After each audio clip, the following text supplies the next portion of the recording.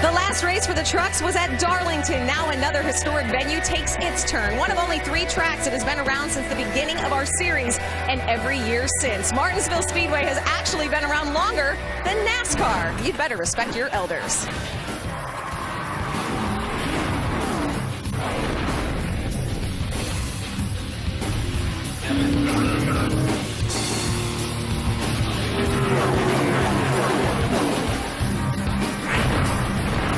But it's not just elders driving today. Grandsons of racing legends are in this field, plus international superstars with more of those to come. They're here because they want to learn from the best. Champions who race every lap like a trophy depends on it.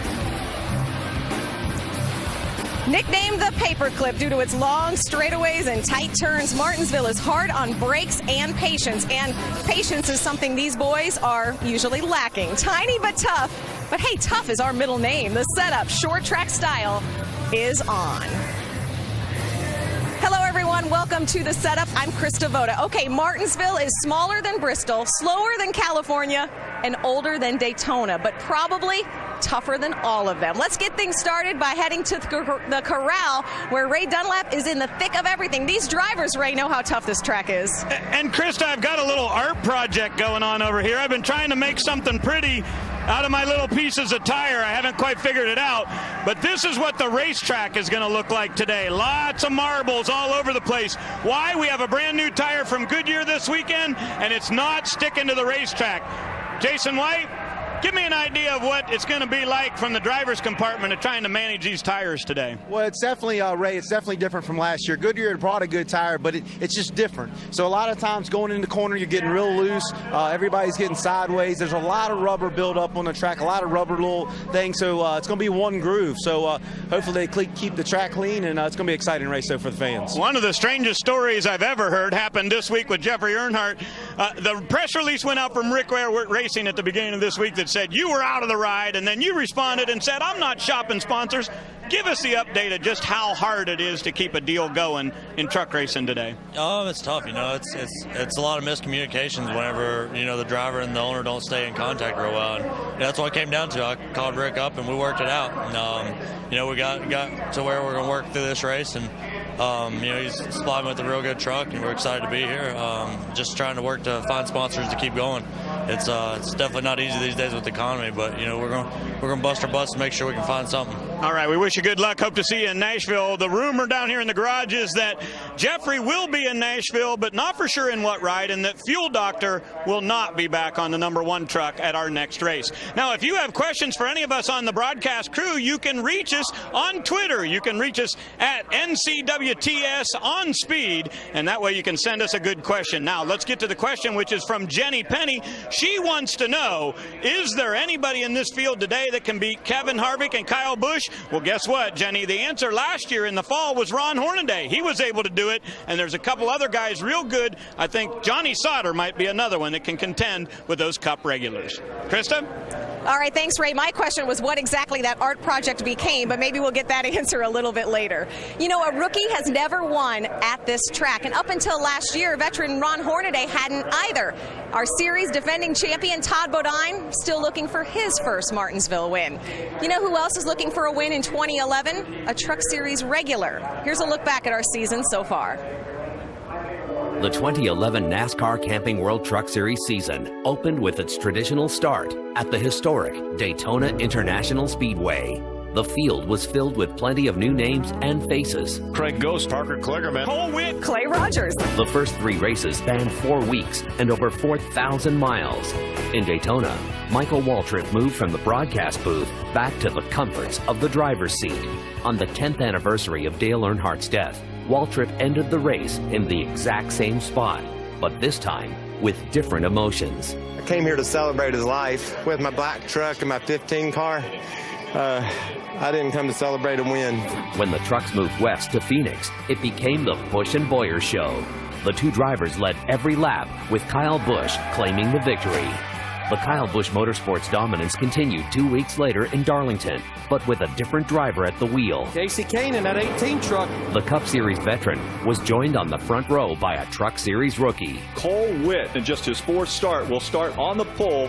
It was obvious that almost half the field had never seen the track too tough to tame before, with 4 separate incidents in the first 40 laps. We got him in the wall already. Sweet got up into the wall. Pretty significant contact. Problem on the backstretch is Brendan Gaughan going around in the 62. One truck spinning, it's Justin Johnson. In the end, experience prevailed, with Kane taking the checkered flag.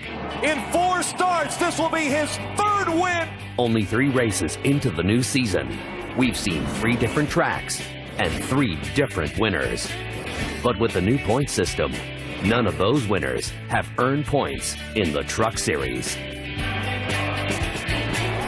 So 3 races, 3 part-timers stealing the hardware. Kyle Busch and points leader Matt Crafton lead the statistical categories, including laps led and top 10s. But who will top the charts today? Hermie Sadler has another driver. Well, I got Johnny Sauter, and so far so good today, qualified up front.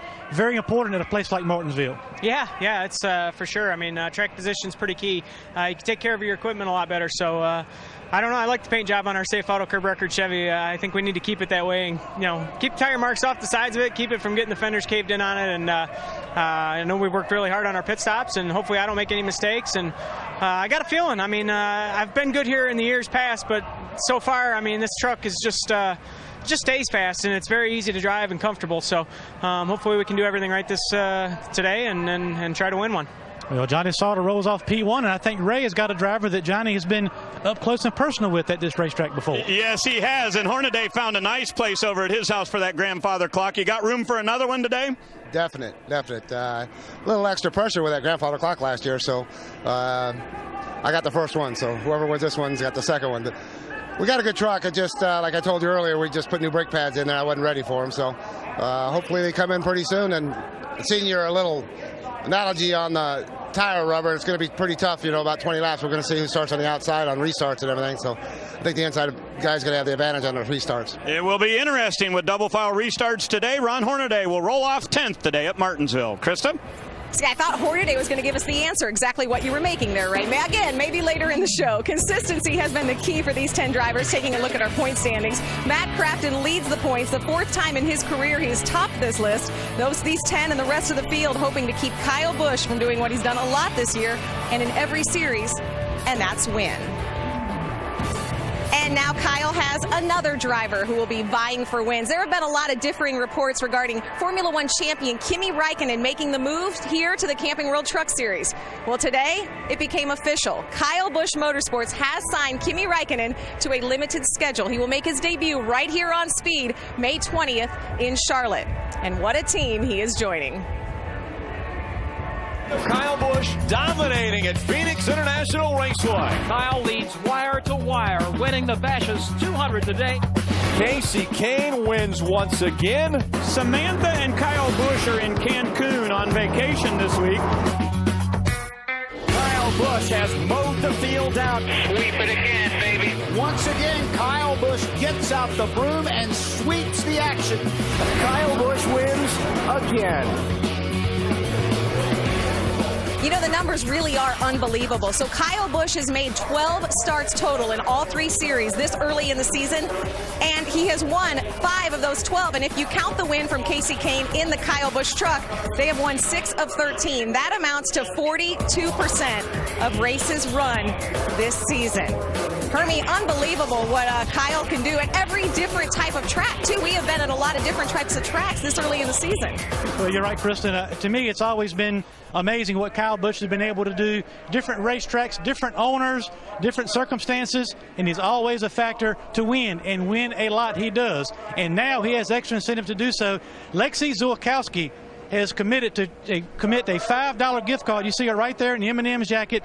She is donating $5 gift cards to the Kyle Busch Foundation for every time he wins a race in one of NASCAR's 3 top series. And she's challenging everybody else to get involved. Her parents are also involved in it. You can match the donations of the gift cards, and a great gesture by Lexi and her family to help generate awareness for the Kyle Busch Foundation, and if get enough people on board, lots of cash. That is so cool. Such a young fan. You know, Kyle gets a hard time sometimes for being rowdy. There you see his name on the truck, but he has so much fan support, and with every win, I think that fan base certainly grows. But you know what's interesting? Kyle Busch has never won here. More on that coming up later in the show. First, let's give a little thumbs up. Some of the guys from Darlington. Shane Sieg, he started 31st, finished 12th. Shane, close to a career best. He scored that in 8th at Milwaukee a few years ago. What about Clay Rogers? He started 26th, drove all the way up to 11th, one better than Sieg. Rogers started off the year as our points leader. James Busher still searching for that first win. He came close again at Darlington, finishing in the top 5. Busher and his teammate Carmichael should be strong today. And Todd Bodine. Weird to see Bodine as part of Thumbs Up. He's usually winning races. He won Darlington last year. Who's your favorite? You'll hear from him when the setup rolls on. The setup is presented by Polaris, the hardest working, smoothest riding off-road vehicles, now at your local dealer. Brought to you in part by Camping World and the Good Sam RV Club. Everything you need for the RV lifestyle, including RVs, accessories, warranties, insurance, roadside assistance, and more. And in high definition by Funai. Funai, fun and innovative. Experience more at FunaiAmerica.com.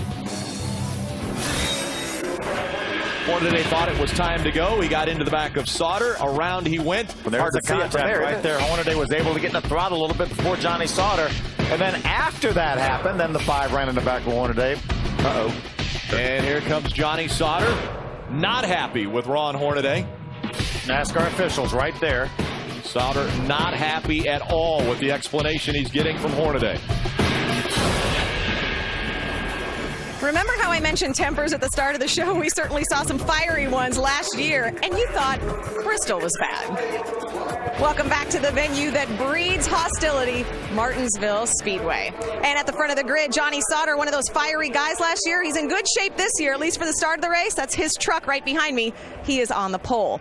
Now, while Sauter and Hornaday were going after each other in this race last year, Kevin Harvick was going after the win. And based on the last 2 Martinsville spring races, Happy Harvick has found a little spring in his step. Take a look back as we crack open the vault.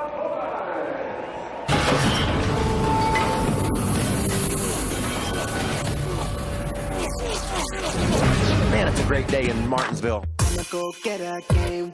Look who's joined this battle for second. Kevin Harvick, a little bumping and banging right there. Harvick all over the back bumper of the 51. He's tested the waters. He knows he can get to the inside of him.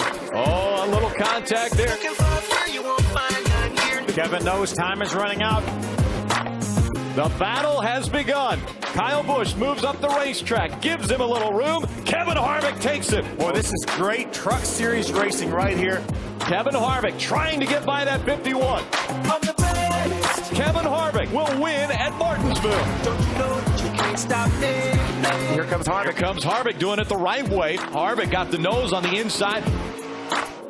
Kevin Harvick continues to set the pace here as he has a 1-second lead.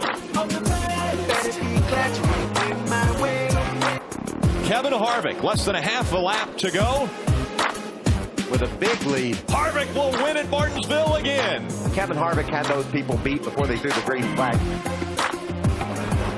And anytime Kevin Harvick comes to the racetrack with a brand new truck, the field better be wary. 6 of the last 8 times you've beat him with a new chassis. You have one today. Is the Tide Chevy good enough to win, Kevin? I don't know. I think, we had a couple little issues in practice that we had to work through and just kind of went back to where we raced last year and where we started. So a little concerned about the tire wear. A lot of concerns, actually. So we'll have to see where we are after this first run. All right. I have a feeling his veteran knowledge of this track may pay dividends. And Hermie's with a guy who's brand new to Martinsville. Yeah, Cole Witt doesn't know any difference about how to save tires or whether to do it here. And he's trying to decide whether to make friends with Johnny Sauter on this start or Kevin Harvick. What's going to happen when the green flag falls? I really don't know. It's first time out here, so we'll see what happens. I just kind of hoping for the best. I was talking to you, and you kind of gave me a couple pointers, so hopefully everything works out. I don't know. We'll see what happens, but we got a good truck. This Red Bull Chevy truck's going to be pretty quick, so hopefully we can just get every lap in and come home with some points and a good run, and hopefully we run.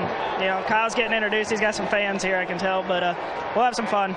My advice to Cole Witt, stay on the bottom, and when they get in the way, knock them out, Crystal. That's great advice, Hermie. And those two interviews actually represent our series to a T. You have a veteran like Kevin Harvick coming over who has won here, Cole Witt, who has never raced here, and Cole Witt actually out-qualified Kevin Harvick today. Cole Witt is on the outside of row 1. Standing by upstairs, Rick Allen, Phil Parsons, and Michael Waltrip. And we heard from Ron Hornaday, the only guy who has won the grandfather clock. So he's the king of the short track. I guess winning a clock for Hornaday, guys, just a matter of time. Well, I've got a couple of veterans up here standing next to me, and this is one of those racetracks that everyone really thinks, if I could only win at Martinsville. What makes it so special to win here? Well, the history of this racetrack goes back to the 40s, and there's a couple of racetracks that you put on your list when you become a race car driver. You want to win Daytona. You want to win Darlington because of all the history. This racetrack even predates Darlington. Charlotte you want to win. So it means so much to be able to put your name in the record books next to Darrell Waltrip and Red Byron, who won here back in the 40s. And it's hard to explain really what it feels like. I've not been fortunate enough to win here, and Michael, I know most of those places I mentioned you were able to win, and I've won at a couple of them, but man, we sure would have liked to got one here. Man, and think about specifically some of the emotional victories we've seen here. Rick Crawford came here with a broke foot, put it in victory lane. John Wood and Timothy Peters hail from just down the road. They win at their home track, and it's Martinsville. It doesn't get a whole lot better than that. Yeah, and Clay Earls, when he put this track together, he also decided, I'm going to give a very unique trophy when the winner gets this one. They can't lift it above their heads. It's a grandfather clock for winning at Martinsville. It's very unique, and it's one of the toughest tracks to win at, Krista. Yeah, did you guys understand my joke? It was just a matter of... We got it. We did get it. It was just a matter of time before we get it. But we got I know, a matter of time before you guys laugh. Thanks a lot. We look forward to hearing you guys call the race today. Some of the guys also to keep an eye on, we've already heard from guys like Harvick, Hornaday, Cole Witt should be strong. But what about some of our veteran guys who maybe haven't done so well here? Now, Travis Kvapil hasn't won, but he did finish second here in 2001, so he might be strong. What about Brendan Gaughan? He could use some luck. Tough finishes this year. Unfortunately, Martinsville is not his best track, but he's ready to change that. More of the setup. You're right on time. All right, still to come.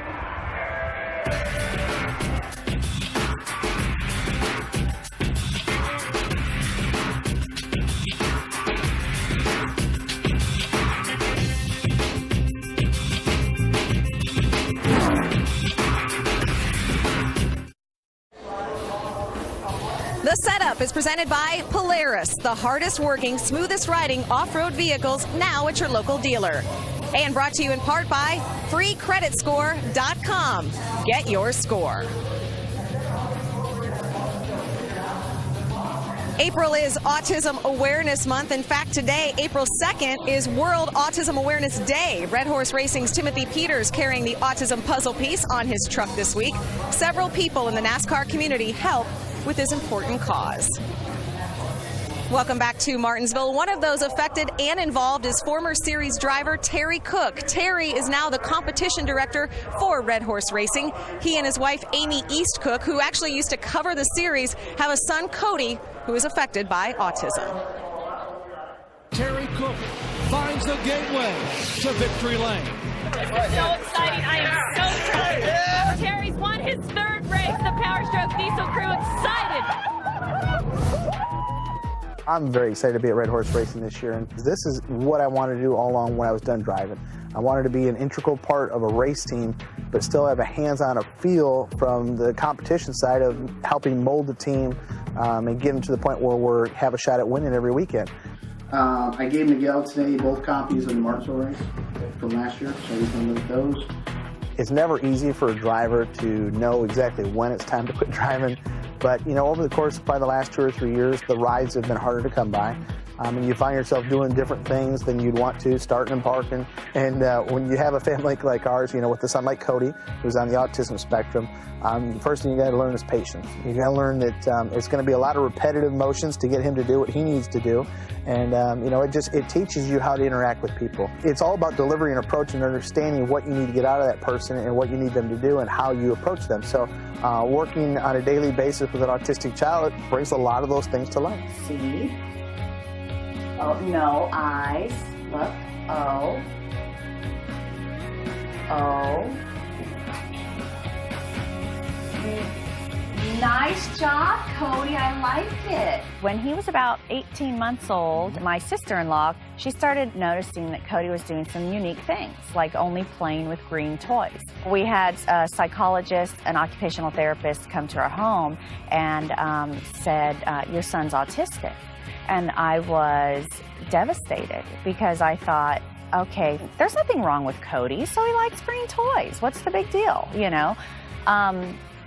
Then I started doing research, and I realized that it's a whole spectrum of brain developmental disorder is what it really is. It's a neurological disorder that affects every child in a different way. The way you work with Cody when you do ABA therapy is you have to be one-on-one, has to be in his face. Cody is a worker. He likes to work. He wants to be challenged. Who's going to win the race this weekend? 17? 17, he might win the race. And the work that we've done in his therapy room, it looks to us like he's a genius. I mean, we just can't believe he can do that because that's been years of training for him to be able to do that. I mean, 15 hours a week he gets of ABA therapy. Why? Nice job. The thing we preach the most, we cannot stress enough, is early intervention. The sooner you get a diagnosis or the sooner you understand what your child is or isn't on the spectrum of any sorts, it's about molding that brain when they're still young. Autism now affects 1 in 110 children and 1 in 70 boys.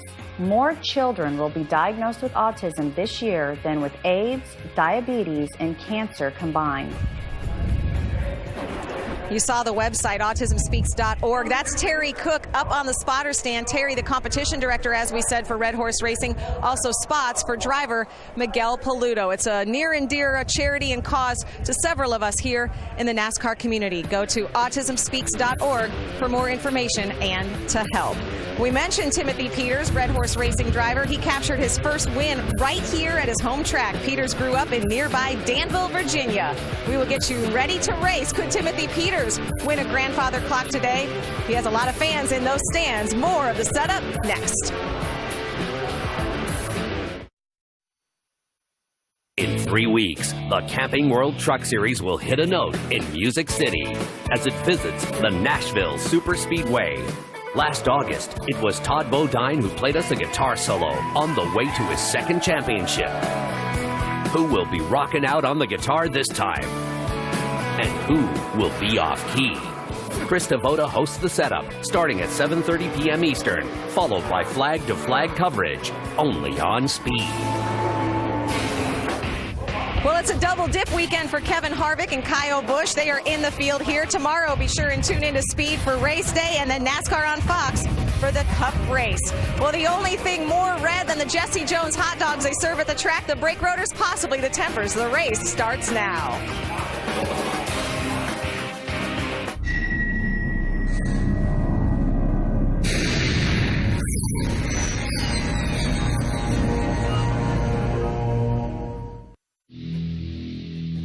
Martinsville Speedway, the paperclip.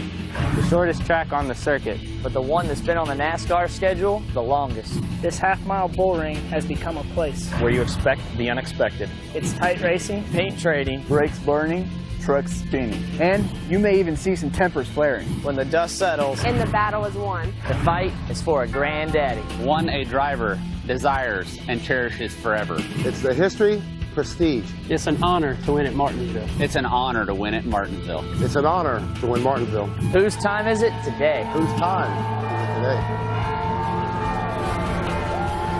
In 1947, H. Clay Earls built a racetrack that looked and drove different than any other of its time.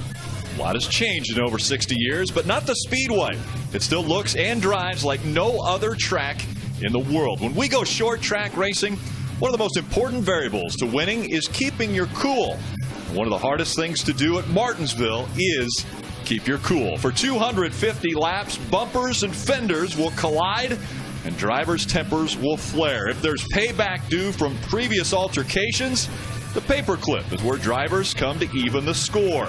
The drivers have been introduced to the fans, and the butterflies are at an all-time high on the track. It's the calm before the storm. as they get ready to climb in to those trucks. Johnny Sauter will be on the pole. He will bring the field to the green flag when we get everything underway. But now it's time for our pre-race festivities to get underway. Let's go trackside for today's invocation and national anthem.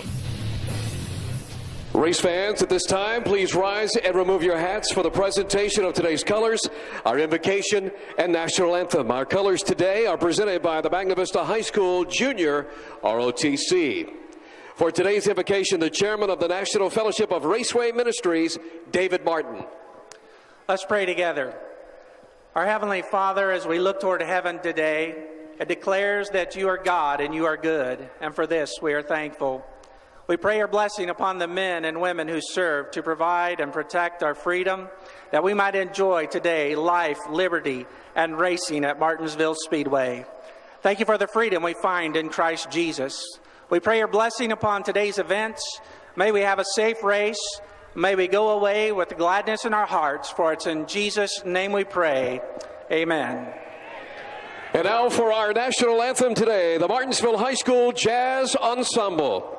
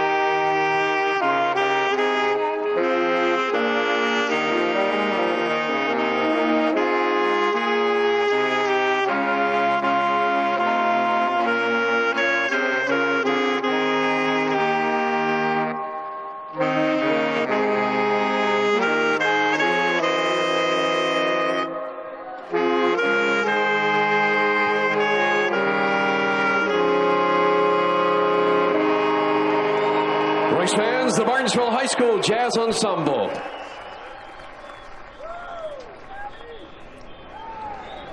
It's time for the words of encouragement as the drivers will strap into their trucks and get ready for 250 laps around Martinsville Speedway.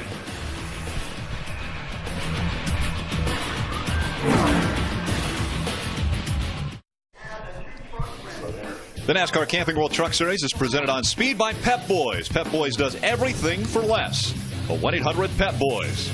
Brought to you in part by Camping World, the Good Sam RV Club. Everything for the RV lifestyle, including RVs, accessories, warranties, insurance, roadside assistance, and more. And by Miracle Grow Shake and Feed Plus Weed Preventer. 3 months of feeding without all the weeding. And welcome back to Martinsville Speedway as we get ready for the 4th race of the season. We need to know those storylines as far as what's going to happen in today's race. And for that, let's go back to Chris Devoda. Well, I can give you one. It is getting really windy down here. But what makes this race different than even the race you'll see tomorrow? Well, it's half the distance, meaning less time for guys to come back from a mistake and less time to let their tempers cool off. We know tempers will be one of the stories. What else to watch for today? Tires. You heard Kevin Harvick say that he is extremely concerned with what this tire is going to do. All of the Cup drivers, even the ones not in this race, they are watching right now. And speaking of Kevin Harvick, what about that tandem of Harvick and Kyle Busch? Can a truck regular beat them and win for the first time in 2011? Johnny Sauter is on the pole, and he has a lot of reason to race hard today. He's about to have one more mouth to feed. Wife Courtney due with their baby girl this week. And Rick, Phil, Michael, I know you're concerned. The tire rubber art of Ray was making in the setup, it's a smiley face. We're glad for that. Now, one of the things also, Johnny Sauter might be in a rush, but the guys are in a rush when we come to short track racing to get to the checkered flag. And I tell you right now, there's a lot of bumping and banging that's about to take place. Well, it does. And this racetrack looks very simple. It's half mile. You only run 95 miles an hour. Well, that's where the simplicity ends. This is one of the most technically demanding racetracks. You got to keep the brakes on these trucks, keep the fenders on them. And as a driver, how do you do that, Michael? Well, there's two things that make this place extremely difficult. One of them's Kevin Harvick, and one of them's Kyle Busch. Everybody else trying to keep up with those two, you put your truck in a bind. You get in places you don't want to be because they are so good. They know what their truck needs to feel like yesterday in order to win today, and I think you'll have to beat those two to do that. All right, let's get the engines fired. We go trackside for today's command. In motorsports, to give the command, our Grand Marshal, the Vice President of Merchandising, Kroger Mid-Atlantic Division, Tim Brown. Drivers, start your engines.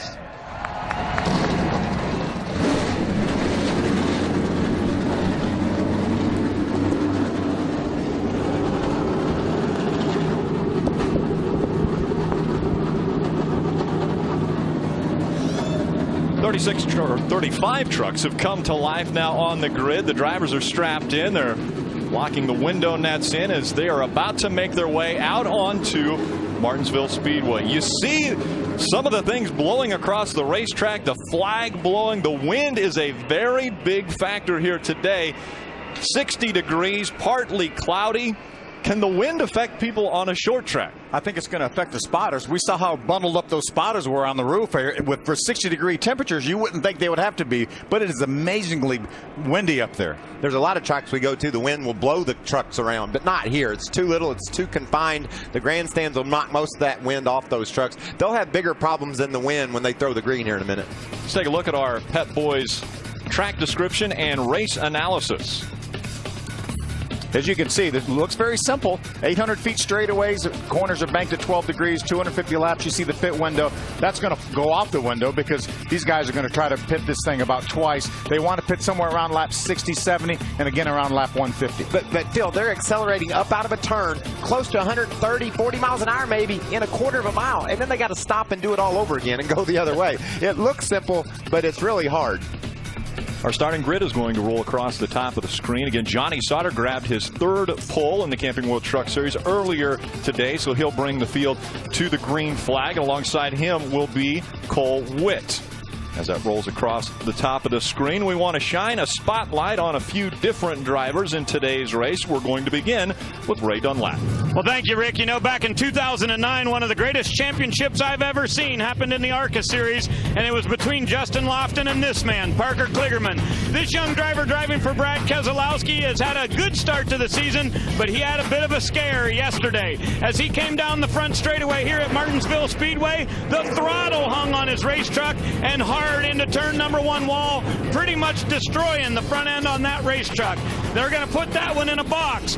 Parker Kligerman's only taken 2 laps in this backup truck. That was during qualifying. Today, he just hopes to be able to bring it home in one piece. Hermie? Well, Ray, another driver that had an interesting final practice session yesterday is rookie Joey Coulter. You can see it right at the end of happy hour practice. He gets caught up, run right into the side, spin on the racetrack. He could not avoid it. But look, all the damage on that truck, you can see the damage right there. His guys were able to fix that truck. Harold Holly is an experienced crew chief. He's able to get Joey Coulter's primary truck back on the racetrack. He qualified 23rd after damaging that truck in practice. We'll watch to see if he can make his way to the front today here at Martinsville. Krista?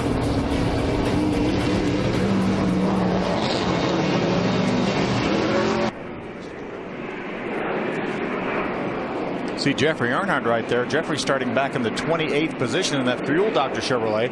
Again, Ray mentioned in the pre-race show that we're not sure the status of that truck for our next race here in about 3 weeks for Nashville. Let's take a look at Matt Lofton here. Matt's going to make his second ever Truck Series start. He has a late model background. He ran the Wheel and Weight All-American Series and the USAR Pro Cup. He was Rookie of the Year at South Boston and Orange County, both in 2007. This is his second ever truck start. He ran here last October. He started 21st and he finished 31st. Strutmaster.com is his sponsor, and also his father Chip owns that company.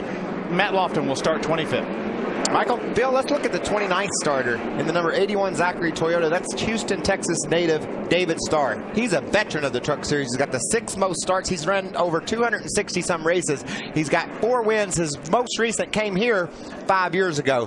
When he leaves Martinsville and heads back to Texas, he's going to try to make his NASCAR Sprint Cup Series debut next weekend.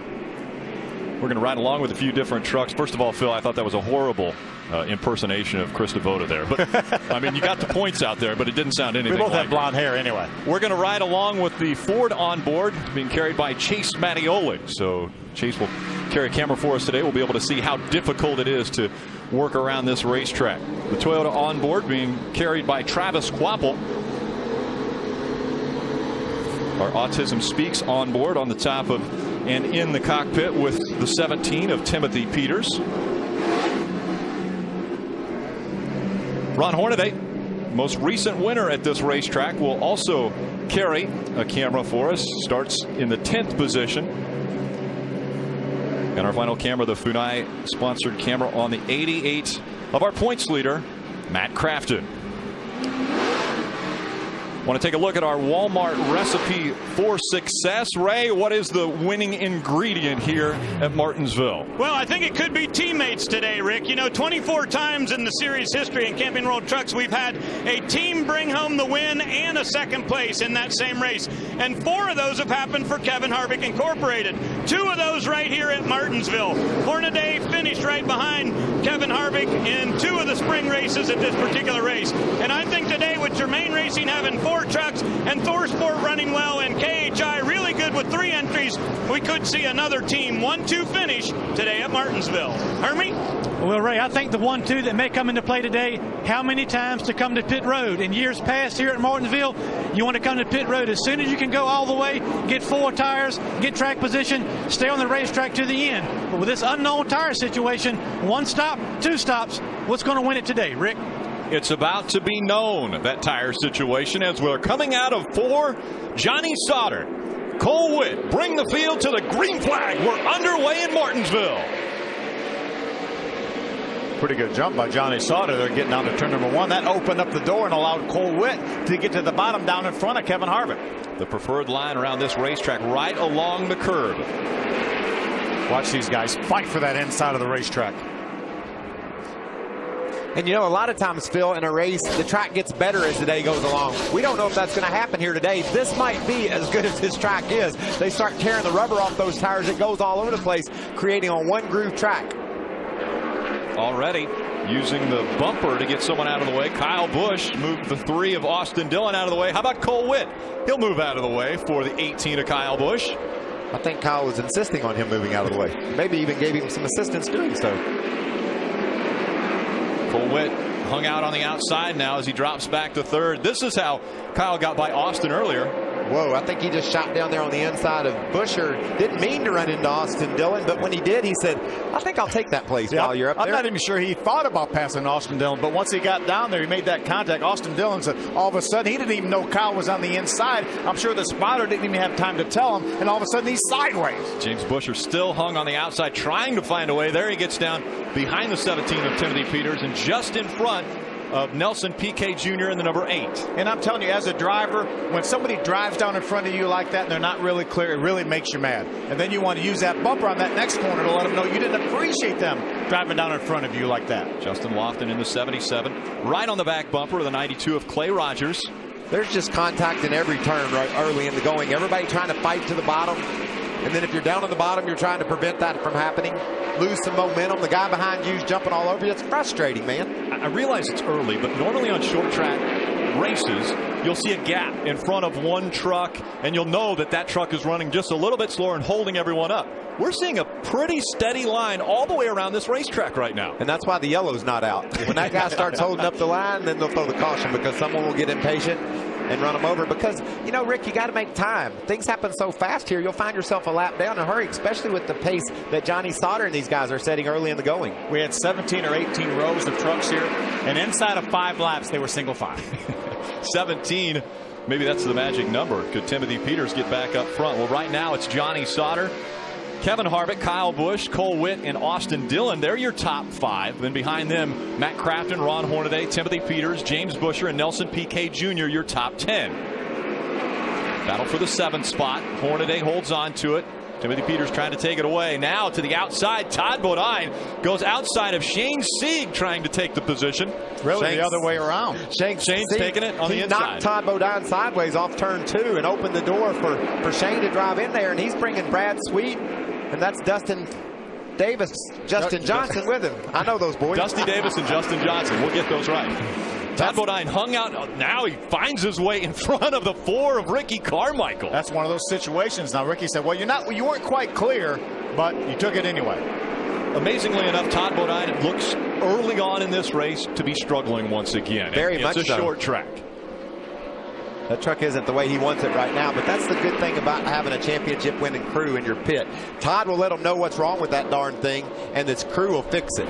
Check this out. Watch what happens to Todd. He gets pushed up the track a little bit, and that just opens the door for Brad Sweet. And he looked like he tried to crowd Brad in, but Brad wasn't having any of it. And there comes Justin Johnson. So difficult to try to get your way back in line, and there's really no outside groove at this point. And there he is.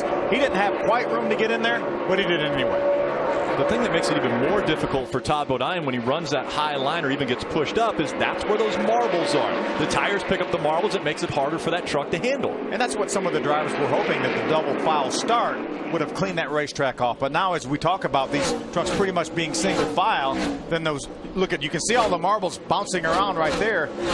And a lot of those marbles are staying down in the groove, not all getting out of the way. Johnny Sauter continues to lead at Martinsville as he's starting to reel in the back of the pack and put drivers a lap down. Can Harvick catch him and get by? Stay with us. 90 seconds. We'll be right back.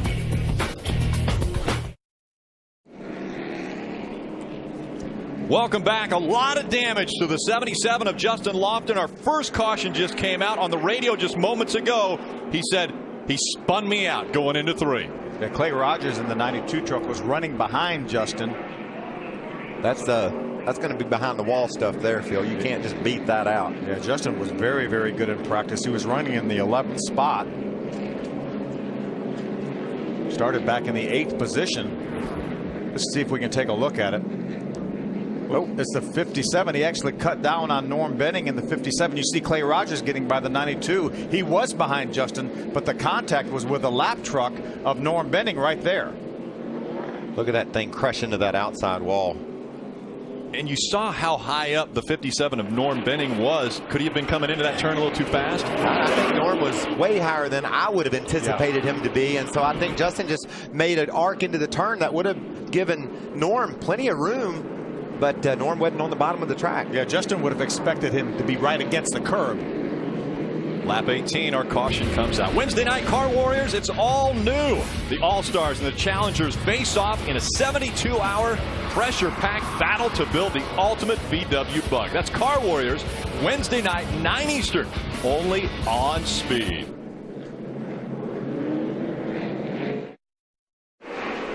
Green flag just came back out. Johnny Sauter still in front. And now it's Kyle Busch who's made the pass on the 2 of Kevin Harvick. Busch running second, Harvick running third, and Cole Witt in the 4th position. I knew that was going to be interesting with Kyle Busch restarting on the inside, Kevin Harvick on the outside. We were talking about during the commercial break, Michael and I, said, do you think that Kyle's going to let him in? He said, absolutely not. That might be the only chance. Whoa, a little contact there. Hello, I'm going to require a little bit of space is what he was saying. Timothy Peters said, okay, Matt, I'm in here. I got to have a little room. 2 and 3 wide going into turn number 1. Matt Crafton still on the outside. Backing up right now is the 31 of James Buescher's making the pass on him on the inside. You know, sometimes they cause contact by these guys trying to get to the bottom. They slow down more to get to the bottom, and when they do, the guy that's on the inside already behind them can't judge that, and he runs in the back of them. Look at wide as they go into 1. Justin Johnson up on the outside trying to make a little bit of time, but got Travis Kvapil all over him. Well, beating and banging as they came out of turn number 2. Now Justin Johnson says, I'll take this spot. Yeah. And Travis Kvapil hits him. And that's exactly what I was talking about. It makes you mad when somebody just decides to take that spot. Now, Travis is going to make him live hard for that. Yeah, he's a little frustrated by that move. And so Travis Kvapil was all over the back bumper of Justin Johnson. And you see, it just took a turn for Justin to gap Travis. But Travis was mad, hit him. And if he got to hit him, if he had gotten him a little bit more sideways, then the story would have been different. Here goes Brendan Gaughan in the 62, trying to go on the outside of that one of Jeffrey Earnhardt. We know Brendan Gaughan's not afraid of the outside. He's one of the first guys that'll jump up there. And you see Nelson Piquet Jr. jump down to the bottom of the racetrack to get right against the curb. Brendan right now is hung to the outside. He has his teammate Max Pappas on the inside. See if Max is going to let him in. Doesn't look like it. You can't give it up, man. It's too competitive. You'll find yourself lapped. Max had a hole. He had to take advantage of it. Absolutely. Max Door to door. Look at this. Pappas all over the side of that 62. No, he didn't have to do that, did he? That was a little bit ridiculous. Inside. There was not. Inside corner. Parker Kligerman was able to get by the 62 and still hung out is Brendan Gaughan. Here comes Jason White in the 23 going by. There's Miguel Paludo, the Stemco Toyota on the inside. So Paludo's going to also go by. Here comes John along. You know, Phil, we talk about Bristol Motor Speedway and the way the track changed and they race side by side. And people are like, I like the old Bristol better. Well, this is the old Bristol, only we're at Martinsville. Everybody fights for that coveted bottom line, and if you get in someone's way, you just have to knock them out of the way. This is what Bristol used to be like, and this is how you race at Martinsville. Comes your race leader, Johnny Sauter, still out in front of Kyle Busch. Kevin Harvick, Cole Witt runs 4th. Ron Hornaday is 5th. You know, we've talked about Cole Witt and what a great job he's done. He went to Darlington, sat on the pole, finished with the top time, his first time there ever. But remember, he ran here last year in the K&N Pro Series East Division. So this is the first racetrack probably that he's been to that he had similar experience to these type vehicles in a K&N car. And this might be the fastest truck on the track. Ron Hornaday is all over the back of Cole Witt. They've caught Kevin Harvick. So Ron's got a really strong horse under him. Looks like Kevin's holding up Cole Witt a little bit. It'd be interesting to see how the kid goes about this. You know, he doesn't have a lot of experience like we talked about. Passing here is so difficult. He doesn't want to make Kevin Harvick mad by running into him, but it's almost a must. If you're going to pass somebody, you got to give him a little gentle tap. How about that on the front straightaway? Cole Witt, a veteran move to the inside just to get out of Kevin Harvick's mirror to let Kevin know that, hey, I think I'm faster than you. Now that's going to open the door for Ron Hornaday and Austin Dillon. I just got to tell you, that was awesome. That was a young man that just made an amazing move. He pump faked Kevin Harvick, got on the inside of him a little bit. I think Kevin drove in a little bit harder than he wanted to, and now he says, I'm horrible. He doesn't like his truck. You knew something had to be wrong because 4 trucks just went by Kevin Harvick, and that just doesn't normally happen when we go to a short track, especially like Martinsville, where he's won twice. That may be more trucks that passed him in the last year. Best couple of years, it seems like. Johnny Sauter out in front, Kyle Busch chasing him. How about young Cole Witt running 3rd?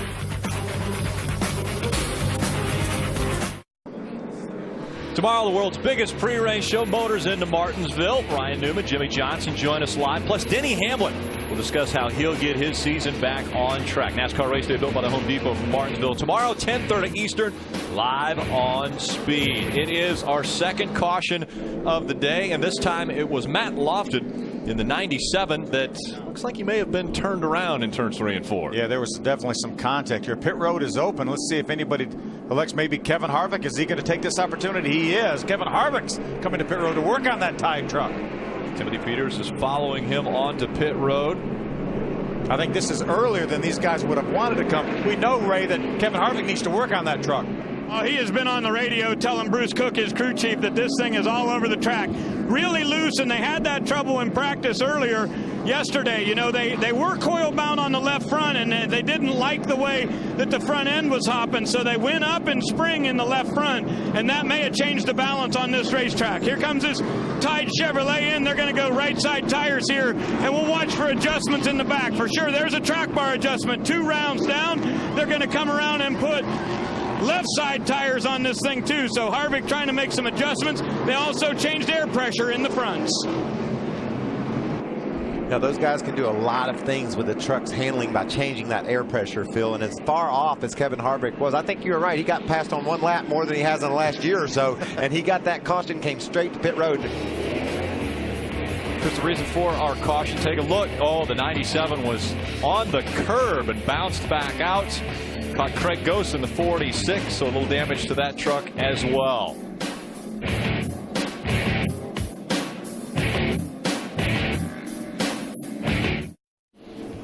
Welcome back. Kroger 250 presented on speed by Pep Boys. They're all lined back up 2 by 2 as we're getting ready for the restart. Johnny Sauter has been out front of every lap early on in this race. Cole Witt has worked his way back up to the number 2 spot after getting by the 2 of Kevin Harvick and the 18 of Kyle Busch. Let's see if he can hold on to it. Coming out of turn 4. Green flag back in the air.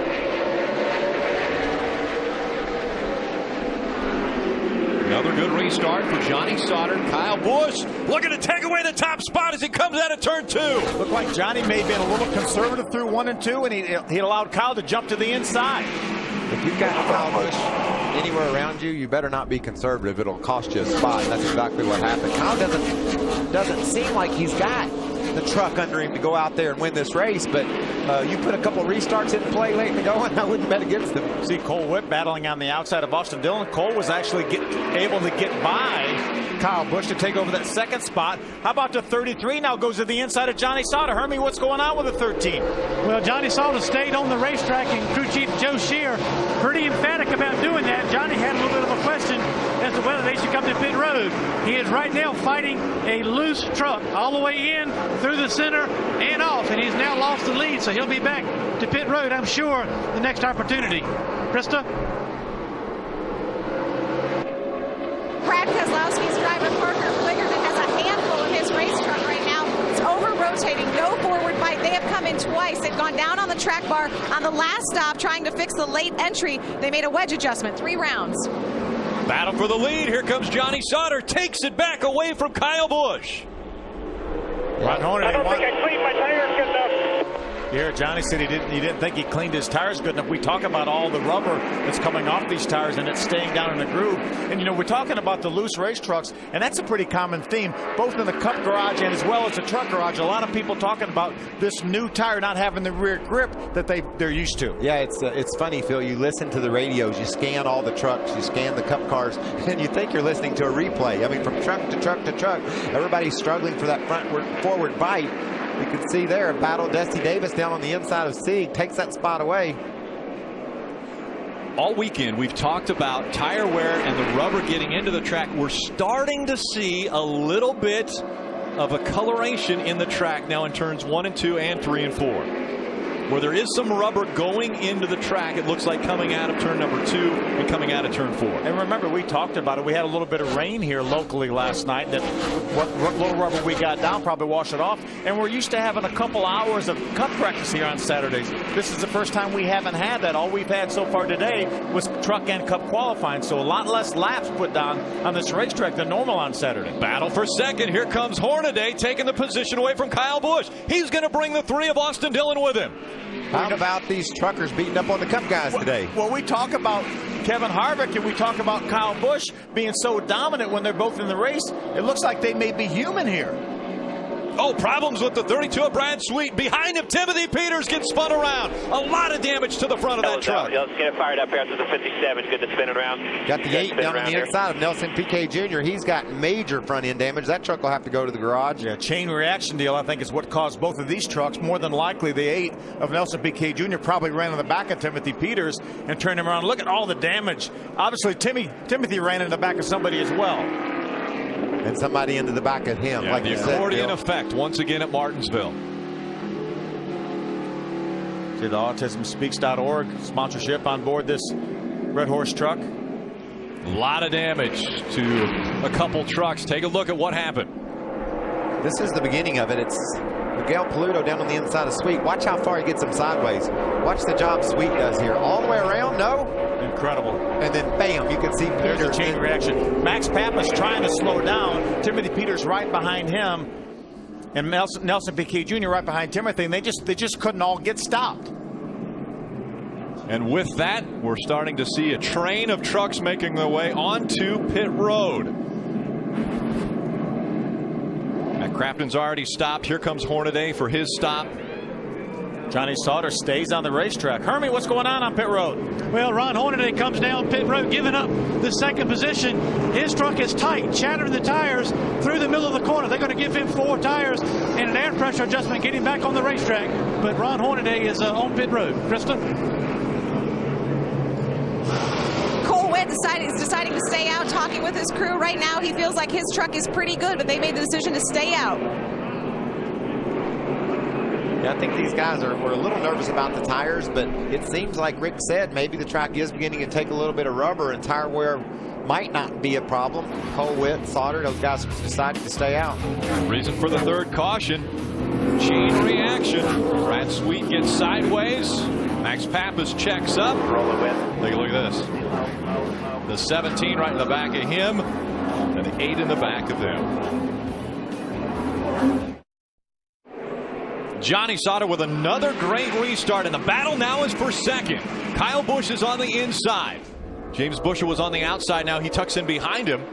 Joey Coulter now moves up in a battle for third. What about Joey Coulter? We left you yesterday. He was crashed. Just knowing he had to go to a backup truck, and those RCR guys jumped in there, fixed that thing, and here he is up there running in the top 5. James Buescher right behind him. That's 7 of Miguel Paludo. Look how much ground Austin Dillon now has lost by being hung on the outside. He didn't get a very good start, first of all, and then when he got to turn 1, Phil, it was like he got up into some of that loose rubber. His truck slid up the hill, and they freight trained him.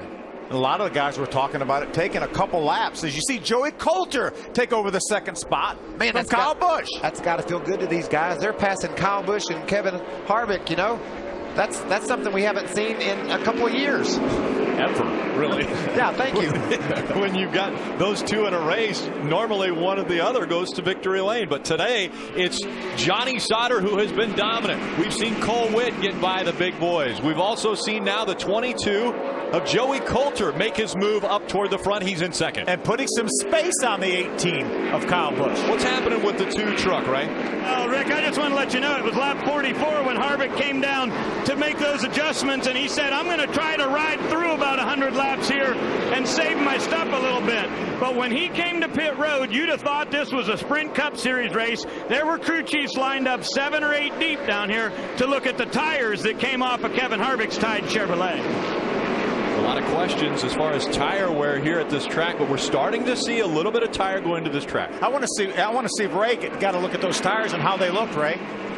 They look good, Phil. There was one little spot on the right rear where it looked like he may have slid it a tiny bit, but there was even wear across there. That wasn't so bad, but we're going to keep our eye on it down here for sure, because everybody on the radio is saying if you get a foot out of the groove, it takes you 4 laps to recover. I love this race, man. I love our top 5. Johnny Sauter leads Joey Coulter. Miguel Paludo rides along in 3rd. Kyle Busch is battling Cole Witt for that 4th spot. While we're watching this battle here, Jason White just drove by Kevin Harvick. And Jason talked about his truck being good in the long run, and he's marching his way to the front. He qualified about last, but yet here he comes toward the front. And look, he's already gapped Harvick. Harvick's not being able to do anything with his truck early in the going. Ricky Carmichael trying to make the move around our most recent winner at this racetrack in Ron Hornaday. Clear there, clear. I don't think the planets are aligned. 1 to the 30, half to the 30. 105. You know, we talk so much about how good Kyle Busch is. Kyle Busch has run in all 3 of NASCAR's top touring series on this racetrack, and he's never won. He's never won at Martinsville, and so this is one of those tracks that has really eluded him. And Miguel Paludo just is driving away from him now in the 3rd spot in that 7 truck. Todd Bodine goes by the 2. Now, we heard Ray mention that Kevin Harvick was going to try to run it for maybe 100 laps. And around goes the 30 of Bodine at the hands of Kevin Harvick. Those trucks got together coming off turn 2, guys. It looked like Todd Bodine maybe got to the back of Kevin a little bit. But I'm telling you, Phil, Kevin didn't come off turn 2 with a lot of speed. I don't think Todd really did anything wrong other than he made Kevin mad, obviously. Yeah, let's go back and look at this from the start. You know that there probably was something that precipitated. There's a little bit of a bump right there off of 2. Now Todd moves to the inside and catches him again on the left rear quarter. Kevin's going to let him go down in the corner. And there was a little bump, and then I think Kevin might have got bumped from behind by Max Pappas. I don't think that was Kevin's intention. He tried to move him out of the way, get to the inside of him. Then I think Max may have got into Kevin and pushed him into Todd. What about Max and these guys? Ricky Carmichael just passed Harvick. That's got to be a check on their bucket list. They're like, I just passed Harvick. I just don't think the planets have aligned, right? Lead trucks coming on to pit road, Krista. Yeah, how's this for a Martinsville debut? Cole Witt running extremely strong, telling the truth. Just we need a smooth stop, no mistakes. Let's just be solid and consistent as they come around to get the 4 tires. Happy with the balance, though. Hermie? Johnny Sauter finally to pit road on lap 73. His race truck has been loose since they dropped the green flag, but as they say, loose is fast. It's a little wedge in the left rear, Ray. Down on my end, Kyle Busch has been very loose, Hermie, and they're going to make big adjustments on this one. He wants to go down on the track bar to help his forward bite, and they went down on air pressure on the front to try to help him roll through the center. There goes that track bar adjustment, a 4-tire stop for his Toyota. He had dropped back a little bit. He came in running 4th. Sauter will be the first off of my end of pit road. Kyle Busch is going to lose a couple of spots. They're adjusting camber on the right front of that Kevin Harvick truck. I just saw a front end shim. Yeah. Upper control arm shim thrown out. So they are adjusting the camber on that truck. Start, finish. They're going to have to go, Phil. They're going to lose a lap. A lot of work being done to the 2 truck of Kevin Harvick, the favorite coming into this race.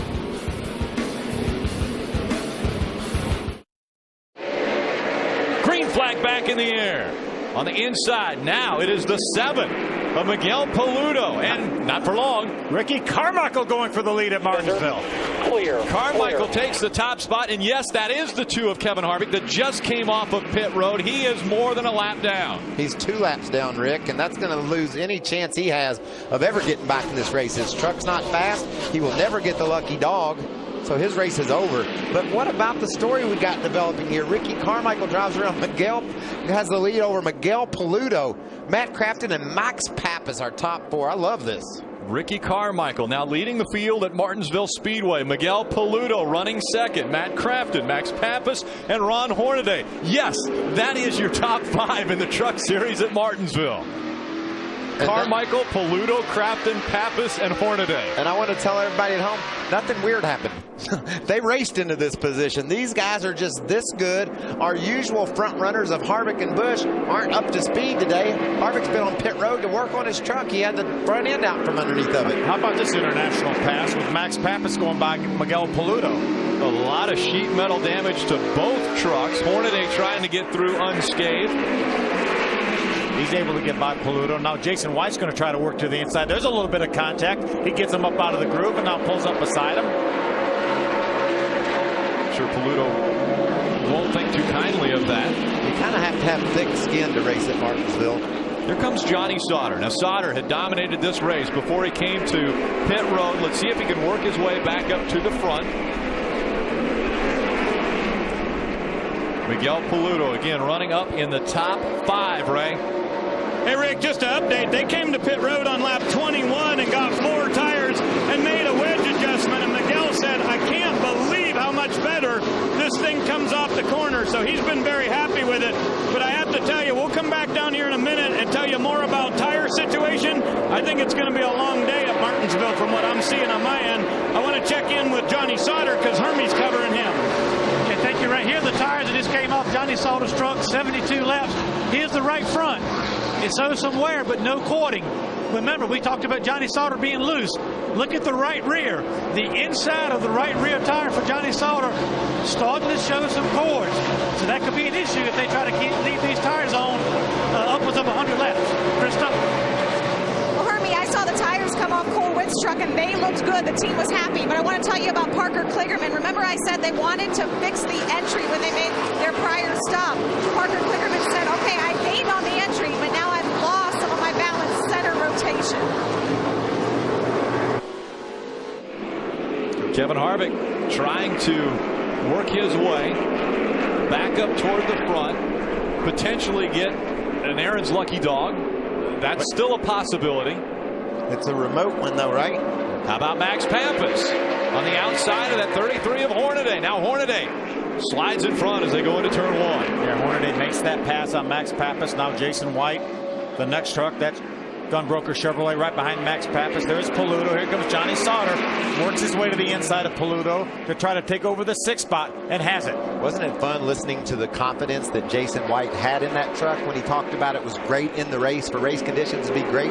He went out and qualified about last, but yet he's all the way up into the top 5, so he certainly knew what he was talking about. I mean, 34th out of 35, so you were right. It was about last. Oh, spin and turn number 4. We've got the 10 around of Chase Mattioli.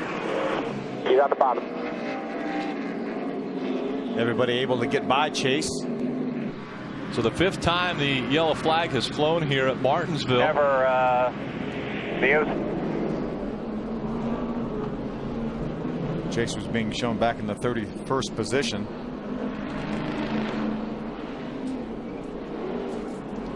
You know, with the way that everyone pits here, it's not a situation where you know everyone's going to pit in front of you if you're Kevin Harvick. Everyone's going to pit in front of you because you could do the wave around. You don't know that because everyone's on such a different strategy here. I don't think you'll ever get a wave around. One of the situations that Kevin Harvick could have happened, the way our scoring monitor shows right now, we've got Rourke 1 lap down, but then Kevin Harvick is the next truck a lap down, but he's 2 laps down. So if Rourke gets the free pass this time, Kevin would be the next recipient of that free pass. Could get a lap back that way. On the next car. Exactly. Yeah, that's if we don't stay green very long, because he'll start to lap some of those trucks. Out in front of this field, Ricky Carmichael. Stay with us. Thursday, the world's greatest collector car auction returns to speed. The Florida sun shines on the most desirable cars in a high-dollar game of winner take all. That's Barrett Jackson, Palm Beach. Live coverage begins Thursday at noon Eastern, only on Speed. I love watching the Barrett Jackson auction. There's a Funai on board right there for Matt Crafton. Matt right now is in the 2nd spot. He will have to line up on the outside, and we know that hasn't been too kind to the people that have been on the outside. No, that's not going to work. We got an Aaron's lucky dog. See Caleb Rourke back on the lead lap. Caleb 1 lap down. Yeah, he's making his first ever start here in the Camping World Truck Series, and Aaron's is going to reward him with a lucky dog. How about that? Well, and you know, that's great news for Kevin Harvick. I said he was out. Well, he's 2 down, but he's the first truck not on the lead lap. So if the green flag doesn't stay out long enough for Ricky Carmichael and these dudes up front to start overlapping some of the back markers, then Kevin will get his first lucky dog and maybe his next one. And we've got a long way to go here. We still have 158 laps left.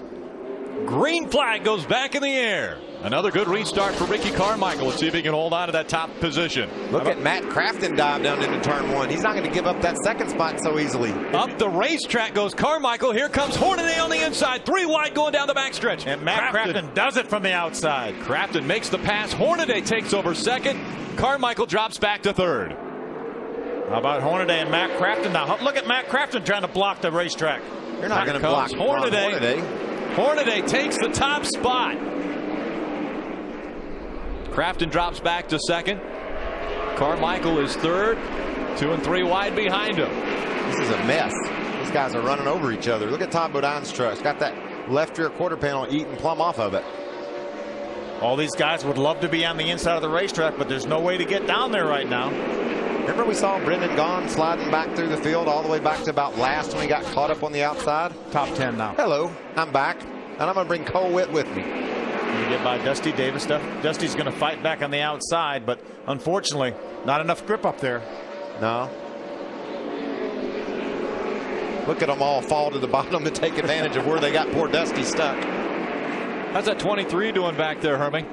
Well, you guys have talked about how he started 34th, net running in the top 5. But during qualifying today, he qualified. They had 2 plug wires crossed on the engine, so he was down on power significantly when he qualified. So now he's back up to 8 cylinders, running in the top 5, and things are going very well right now for Jason in the 23 truck. You know, we talked during qualifying that Jason actually ran an extra lap, and I wonder if he just stayed out there to try to diagnose what was going on. He knew something was wrong, and essentially he was running on 6 cylinders. Yeah, and then they had to switch that after qualifying, so therefore he qualified next to last, and he got the privilege to start dead last. And now he's all the way up inside the top 5, so great run by Jason White. Travis Quapple. Tough day for him as he runs in the 28th spot. He's also 2 laps down. That was contact. That's the contact right in front of Kevin Harvick. The 3 of Austin Dillon gets together with, looks like, is that Justin Johnson? Yes, it is. That was the bottom for the battle for Aaron's lucky dog right there between Harvick and Quapple. Those guys are both 2 laps down, and for the time being in a position to get the lucky dog. Now going backwards is the 23. So Jason White goes back, Kyle Busch, and we saw just in front of him Johnny Sauter moving forward. So Johnny Sauter has 4th, Kyle Busch 5th, and Jason White is 6th. You know, big gap behind these 2 trucks battling side by side. Clay Rogers looks like he may have it to get to the inside there on Brendan Gaughan. Joey Coulter on the outside in the 22. Brendan Gaughan holding on to that preferred spot right along the curb. See Harvick right there, right in the middle of that pack. He has 2 or 3 trucks now in between him and Travis Quapple for that lucky dog spot. Our leader, Ron Hornaday, is about half a lap from lapping the next truck, the next lead lap truck. So, and that would be Caleb Rourke, the fellow that just got the lucky dog here just a few moments ago. Look at Brendan. He just can't run at all. He's down on the bottom and he can't hold his own position. People are driving around the outside of him. We haven't seen anybody be able to do that all day. 2nd, 3rd, and 4th, Crafton, Carmichael, and Sauter right here. But you mentioned Hornaday has put over a second between himself and 2nd place Matt Crafton. You know, Johnny Sauter, Kyle Busch both pitted on lap number 73. In years past, we would be talking about maybe will they stay out and not come back in, because we know these guys used to be able to run close to 200 laps, but with this new E15 Sunoco fuel, we're not able to get the same fuel mileage. The guys in the garage here were talking about being 3 or 4 tenths of a gallon less with this fuel, so I don't think they can go as far. So plus we don't know that the tires would go that long anyway. They don't like their tires. You know, Phil, I'm tired. There's been a lot happening in the first 100 laps of this race. We've seen everything. In fact, the complete realignment of the planets with Harvick and Busch not even being able to be competitive. Maybe we've written Kyle Busch off a little soon, though, right? He's in the top 5, so he's got a shot, but he certainly isn't up to the pace he usually is. Whoa, look at Dusty Davis over the curb into the side of Brendan Gaughan. Bumpy ride already for quite a few drivers here at Martinsville. When you're off pace, it just seems like everybody in the whole world runs into you. And you can't hide. There's nowhere here to hide. This racetrack is so narrow. You fight for the same real estate. This is one of the worst places you could run and be off. Right. Hey guys, Kyle Busch is still fairly confident in what he has, but he just came on the radio moments ago and said to his crew chief Eric Phillips, right now I think we're a 2nd or 3rd place truck. He said, I can't get over how good that 13 is coming off the corner. He said, did you run down there and look at their tires? And apparently they had some people looking around at different tires to compare what Kyle's looked like to Johnny Sauter's. And Eric Phillips says, don't worry, Johnny's going to lose that right rear in the long run, and we've got to spin. Looks like the number 10 of Chase Mattioli has gone around in the corner. And that'll bring out our 6th caution of the day. And guess what? That'll give Kevin Harvick one of those laps back. Huge break for that team. And he will be the only truck 1 lap down, so that's even better for him. Huge break for Kevin Harvick. Disappointment for Chase Mattioli. Let's take a look at how it happened. See Chase on the inside of Shane Sieg. They make a little bit of contact. Around Chase goes. Brendan Gaughan does a nice job avoiding Chase. Caleb Rourke, that 07 goes by. So Hornaday was able to get by Carmichael. Crafton running in the 2nd spot. Kevin Harvick gets the Aaron's lucky dog and is back 1 lap down.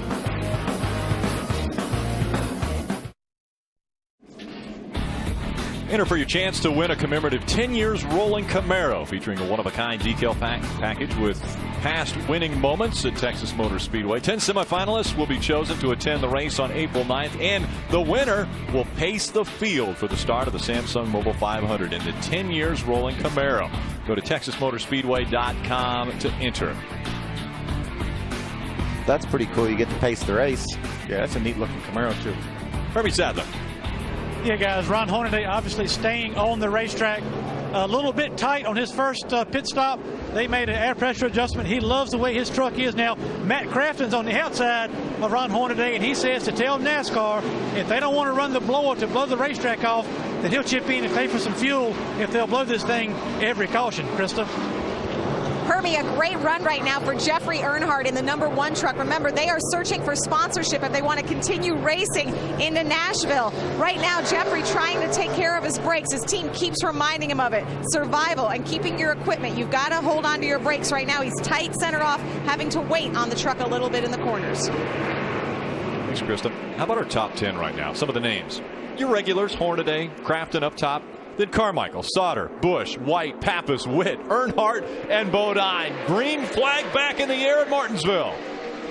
How about Ricky Carmichael dives to the inside of Matt Crafton. Carmichael tries to take that spot away from Crafton. Hold on to number 2 as Hornaday's just out front. And Carmichael takes second away. Here comes Sauter on the outside of his teammate. Got Kyle Busch right behind Matt Crafton. Gets him sideways a little bit. That allows Johnny Sauter to get that spot. Johnny Sauter doesn't know how he got that spot so easily, but he sure is thankful for it. He drove around the outside of his teammate, but he didn't see Kyle Busch kind of got a hold of his teammate a little bit and turned him sideways. He's probably thinking Matt let him in, so he's going to thank him after the race for that. Tight racing between the 88 of Crafton and the 18 of Kyle Busch. Now to the outside, Kyle Busch is looking on that 88. Now that won't work, will it? It looks like it just did for the 18. Easily made the pass on Crafton. Wow. What's wrong with Crafton? Here comes Pappas in the 9. All over the back bumper of that 88. You know, he talked during that caution how he didn't like the track. Maybe he rolled around there and got some junk on his tires still.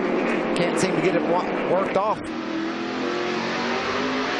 Out in front, it's Hornaday, Carmichael, Johnny Sauter, Kyle Busch, Matt Crafton, your top 5. Now you see Max Pappas right now following Matt Crafton. He had a great look at Kyle Busch driving around the outside of Matt Crafton. But it's so tentative out there that you don't really want to take a chance of doing that. Max right now, he's way more comfortable following Matt Crafton and staying on the bottom of the racetrack. It's so tempting. You see Kyle Busch do it and you think, darn, I bet I can make that same move. And then you look in your mirror and then think, well, what if I don't make it, though? Look at all the guys behind me. But Jason White is all over Max. Here comes Cole Witt. He's had a strong run already today in that number 60. And a little blocking move that Max Pappas just did down the front stretch. That won't set too well with your... You're not going to be able to get away with too many of those. No, that won't set well with your competitors. You can't just cut a guy off. Jason White all over the back bumper as they came out of turn 4 down the front stretch. We'll see if White tries to move the 9 of Max Pappas out of the way. Good to see Jason White having such a solid run in that Dennett truck. Remember, this truck looks the same as it has the last couple of years, but this is an all-new team that Joe Dennett started. Yeah, and Joe Dennett just had a baby, and it's on the back of the truck. That's a nice way to welcome the baby to the world, running up in the top 5. How about Cole Witt's going to jump to the inside of Jason White, though? He's not going to wait. Is going to make the pass on Jason White. Drops it back a spot. We have a Bentley in this race. I know we've got Fords and Chevys, and we've got a Bentley in this race as well. He's on the deck loop. Riding on the back of that number 23 truck of Jason White. Joe and his wife, new baby. Dodge in the race too. Hornaday going by the slower lap traffic of Norm Benning, and now the 4 of Ricky Carmichael is caught up, and here comes Sauter as well. How about we remember back, just last year, when Johnny Sauter and Ron Hornaday were coming out of 4, Hornaday moved Sauter out of the way. Well, we see payback here at Martinsville. Now we've got a battle for the lead. Carmichael takes the top spot. Here comes Sauter right behind him to take second. How about that? Ricky Carmichael goes back to the lead, driving around Ron Hornaday. How happy is Ricky Carmichael? This is his best race ever. Hermie Sadler. Yeah, what a job Ricky Carmichael is doing. He's been fast all year long, but he's coming off 2 really bad finishes that were caused by accidents at Phoenix and at Darlington. I talked to his crew chief, said, what's Ricky saying about the truck? And he says he is quiet. And when he's quiet, he's happy, and obviously happy right now as he is driven to the front here at Martinsville. Ricky Carmichael, known for dominating on 2 wheels in a sport that takes timing and precision, and really that's a lot what it takes here at Martinsville. I'm telling you, something's wrong with that 88 truck of Matt Crafton. He is falling back now, way back, almost out of the top 15. Back to 15th for Matt Crafton. He's got them lined up behind him too, Phil, and with that truck fading like that, gonna have to watch out for some contact.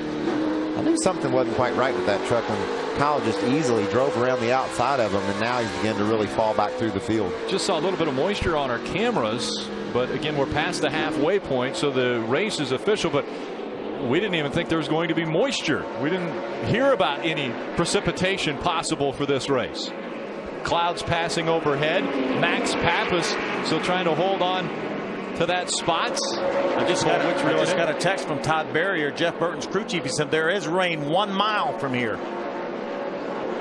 Maybe it'll stay there. The potential for rain at Martinsville. How about Ricky Carmichael out in front of the field at Martinsville? Johnny Sauter, who was dominant early on, is all over his back bumper. Speed's coverage of the NASCAR Camping World Truck Series on Speed is brought to you by Just for Men Mustache and Beard. Keep your edge. Brought to you in high definition by Funai. Funai, fun and innovative. Experience more at FunaiAmerica.com. And by AT&T. Seventh caution of the day has just come out at Martinsville Speedway. One involved is James Busher, but that's not the end of it. There are quite a few involved in this one. Look how much damage done to that Wolfpack Rental truck. Well, and the same for Jeffrey Earnhardt. Look at that thing. It's tore all to pieces. Man. We saw Justin Johnson in that wreck as well, along with Miguel Paludo. Yeah, the 8s also. Excuse me, that was Nelson Piquet Jr. You see, that's Jeffrey Earnhardt climbing out of the #1 Fuel Doctor. Jeffrey had a good run going, ran up in the top 10 for a good part of this race. Safety crews taking care of the drivers and trucks. Take another look, or a look, at what just took place. Just another chain reaction deal. Both these. Well, somebody had to come from a long way back to get in that wreck, it appears, Phil. Yeah, we haven't even seen the 31 yet, or the 1 of Jeffrey Earnhardt. Matt Crafton getting into the left rear quarter. Brad Sweet turning him around. I love that super slow motion shot. Sweet slides up the racetrack, blocks the track, and then problems happen behind him as well. I think this might happen at the other end. Wow, this is the other end of the racetrack. Battling for space. James Busher was trying to get to the inside of Jeffrey Earnhardt, going down in the corner. Wow, that's look at the that very thing. fastest part of the racetrack when these guys got together. And you could see Jeffrey Earnhardt was attempting to spin that truck around, and he just ran with it wide open into the outside wall. He had those back tires spinning when he hit that wall. These brakes are really, really good on these trucks. And you go down in the corner, you stand on the brakes, and they stop. When they're backwards or sideways, they don't stop that well. They also don't stop very well if you got the gas down. Out inside, dig.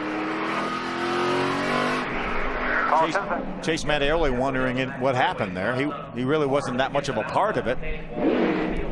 Watch this second incident. It looks like James Busher gets on the inside of Jeffrey and just maybe wheel hops, but did you see that, Phil? Yeah, wow. He was wide open, spinning the tires into that outside wall. That was James Busher climbing out of his truck. Jeffrey Earnhardt also had already climbed out of that #1. Phil, watch this again. You can see right here, it looks like maybe Busher gets sideways underneath Jeffrey, but see, look, he's got his tires smoking. He's wide open. Look, he's wide open right into the wall. It's still into the wall. He was trying to get that truck to go forward, but unfortunately when it turned back around and started headed to the outside wall again, all it did was hit it hard. Lots. James Busher is one of those trucks that's in danger of falling out of the top 25 in that locked-in position. Red flag condition now at Martinsville Speedway for the Camping World trucks. Hey, Rick, let's look at this wreck again. Watch, I want you to notice the impact of Jeffrey Earnhardt. Watch his head inside of this truck when he hits. Look, this is even with the Hans. Watch. See how his head goes forward. That Hans device stopping his head from going any farther forward. And this is the slowest racetrack that we run. You'd be hard pressed to convince Jeffrey Earnhardt of that there was anything slow about what just happened. A hard hit for Jeffrey Earnhardt into the outside wall. Also James Busher in his #31. Terminal damage to that vehicle. We'll be back with more from Martinsville.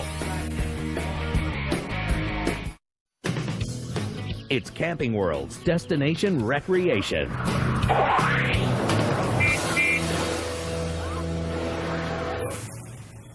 Come on, ref, that was no foul.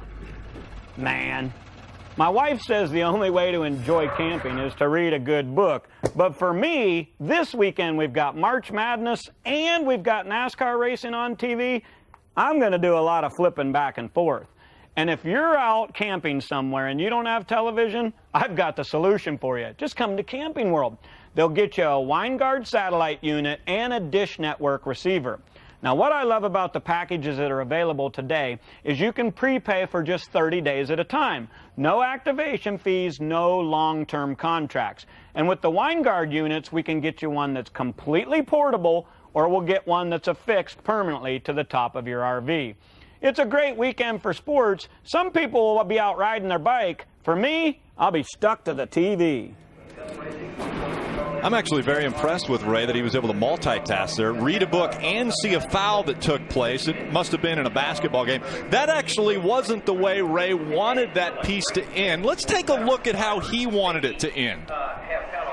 So make sure that you enjoy the outdoors. But for me, it's Go Buckeyes!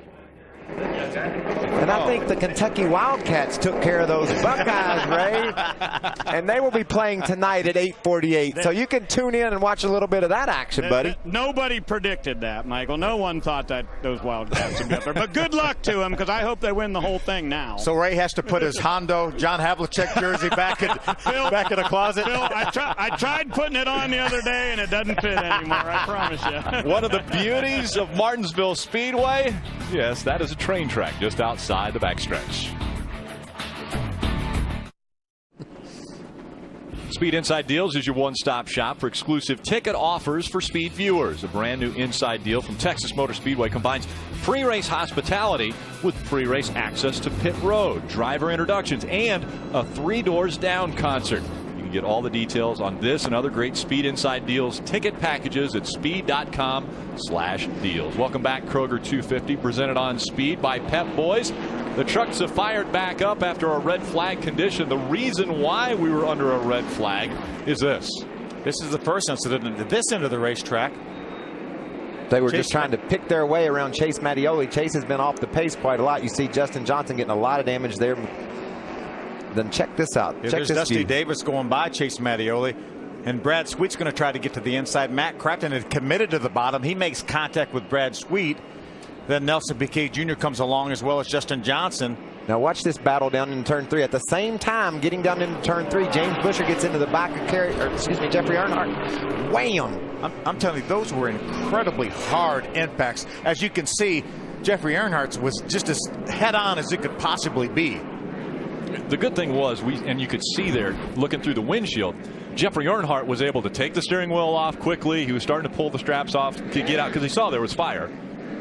Probably struggling to catch his breath a little bit too, Rick. When you hit like that, man, the more you're strapped in, the more it takes your breath away. And as we saw in that shot, you can see his head moving forward with all that impact. Nelson Piquet Jr., a lot of damage to the front end of that truck. Kevin Harvick coming into this race, well, he was one of the big favorites. Everyone thought that was going to be the guy who was going to be battling for the win. We still got a little over 100 laps left, and Kyle Busch and Kevin Harvick haven't been their usual selves today, but would anybody be surprised to see them get it all together? Not at all. We got a handful of trucks making their way to pit road. Max Pappas, Jason White, Austin Dillon, Joey Coulter, Timothy Peters, Matt Crafton, all coming to pit road. So if you were making the way to pit road, Kevin Harvick, he stays out on the racetrack. He's still a lap down. Can he get back?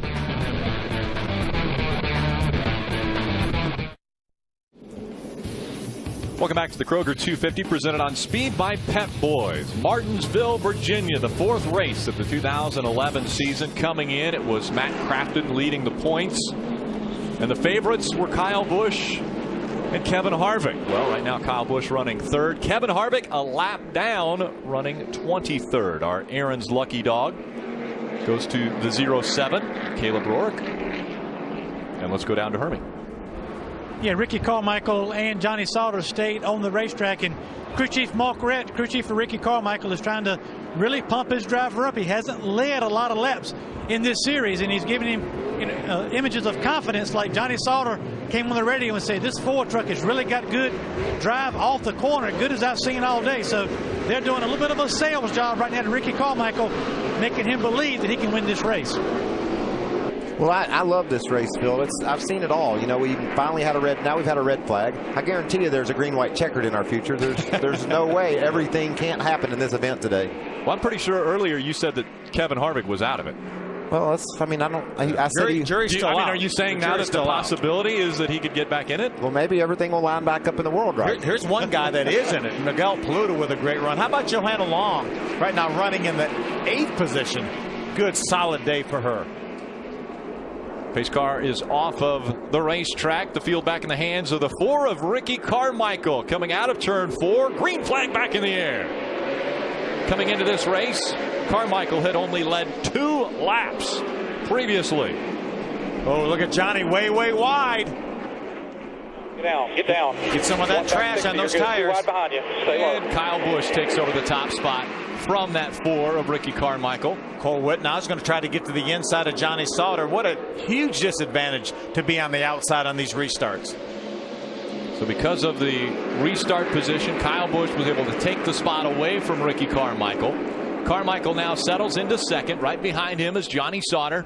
Back behind him, Cole Whitt in the 60. It's one of those situations that if you get a race start late in the race, you would rather be running 3rd than running 2nd. You'll have a more of an advantage, a shot at it to be running 3rd than you are 2nd. 5 laps remaining, and Todd Bodine is back up into the top 10. Clay Rogers just gets by him. Here comes Brendan Gaughan. We saw both these trucks, Todd's truck and Brendan's truck, struggle really early on, struggle mightily, and both of them right now running up in the top 10.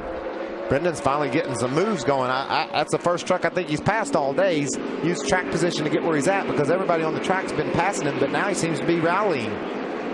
Brendan Gaughan making the move, trying to get up toward the front. Austin Dillon following him as we see Bodine dropping a couple more spots now. And now Max Pappas in the Geico number 9 is going to try to get by that 30.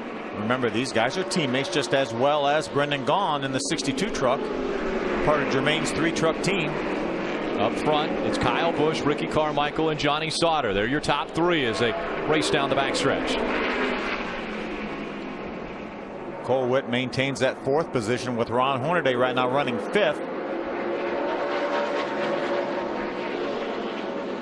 Kyle Busch on the restart took the lead. You can see those 2 trucks on his heels, though. Both those trucks are faster than Kyle right now. Ricky Carmichael looks to the bottom, tries to get inside of Kyle Busch. Kyle Busch amazingly has only led 8 laps today at Martinsville. He's never won at Martinsville. Trying to change that today. Ricky Carmichael very strong, as is the 13 of Johnny Sauter. They run 2nd and 3rd. You know, this is really good for a guy like Ricky Carmichael. He's sitting there racing for the lead versus Kyle Busch. This is stuff he's never done before. So at some point, Rick, I believe he's going to start saying, you know, I think I can win this darn race. I can do this. Confidence. He continues to get confidence. We've seen him over the course of his Camping World Truck Series career gain that confidence, get better and better. Sometimes maybe the result not there, but at times during the race he ran better and better and better. One of the guys involved in our most recent accident, Jeffrey Earnhardt, is now out of the infield care center with Krista. Yeah, Rick, Jeffrey Earnhardt came down to his pit, caught up with him. Jeffrey, it was such a hard hit. What did you feel in the truck? We actually saw on one of our cameras your head fling forward. Yeah, you know, that was a super hard hit. I mean, it's kind of unreal on a track like this. You can hit that hard, but, you know, it was a racing accident. You know, James told me, you know, he felt like his brakes were going. I told him I thought I chopped him. I mean, it could have been a little bit of both. You know, we'll both settle for a mutual agreement, but, you know, it's part of it. And I know you had been running top 10 at the time. I know your brakes were going soft. Could you have finished top 10 today? Yeah, you know, we had a great run going. I felt like we made a statement, you know, showed people that we can run up front and run with these good guys. But, you know, it's unfortunate, you know, with Mark Sofa with Fuel Doctor, you know, he's not able to continue as a sponsor, but can't thank him enough for helping me out. Rick Ware for putting me in the car, Fast Wax for all they do, and hopefully we find something to go to Nashville and keep in the run for the Rookie of the Points. After watching now, we're just glad you're okay, and we hope to see Jeffrey, as he said, in Nashville. They're looking for sponsorship to go racing. Tough ending to the day as we see Kyle Busch still holding on to the top spot. Ricky Carmichael runs second, and Johnny Sauter in third. Cole Witt and Hornaday rounding out our top 5. Could it be Kyle Busch getting that elusive Martinsville win today? Welcome back to the Kroger 250 at Martinsville. Some pit stops underway after a caution on the track. It was because of Cole Witt actually getting into a little bit. Ricky Carmichael. Cole Witt just came into pit. His race truck had been getting tight. And the crew would write, yep, you got into the 4. And we heard it's not over yet. Hermie? Yeah, Ricky Carmichael making his way to pit road. Tough break for these guys. After contact from the 60, he spins, but he comes down, stays on the lead lap, gets 4 tires. Crew Chief Mark Brett telling Ricky Carmichael it's not over yet. And then he said, trust me. Yeah. And I understand Ricky's frustration. Let's take a look and see what happened. Here Johnny Sauter gets to the inside of Ricky Carmichael to take over the second spot. Now Cole Witt says, I see that door open. I'm going to jump in here. And he jumps in the throttle just a little bit. Ricky wasn't quite off the bottom of the racetrack.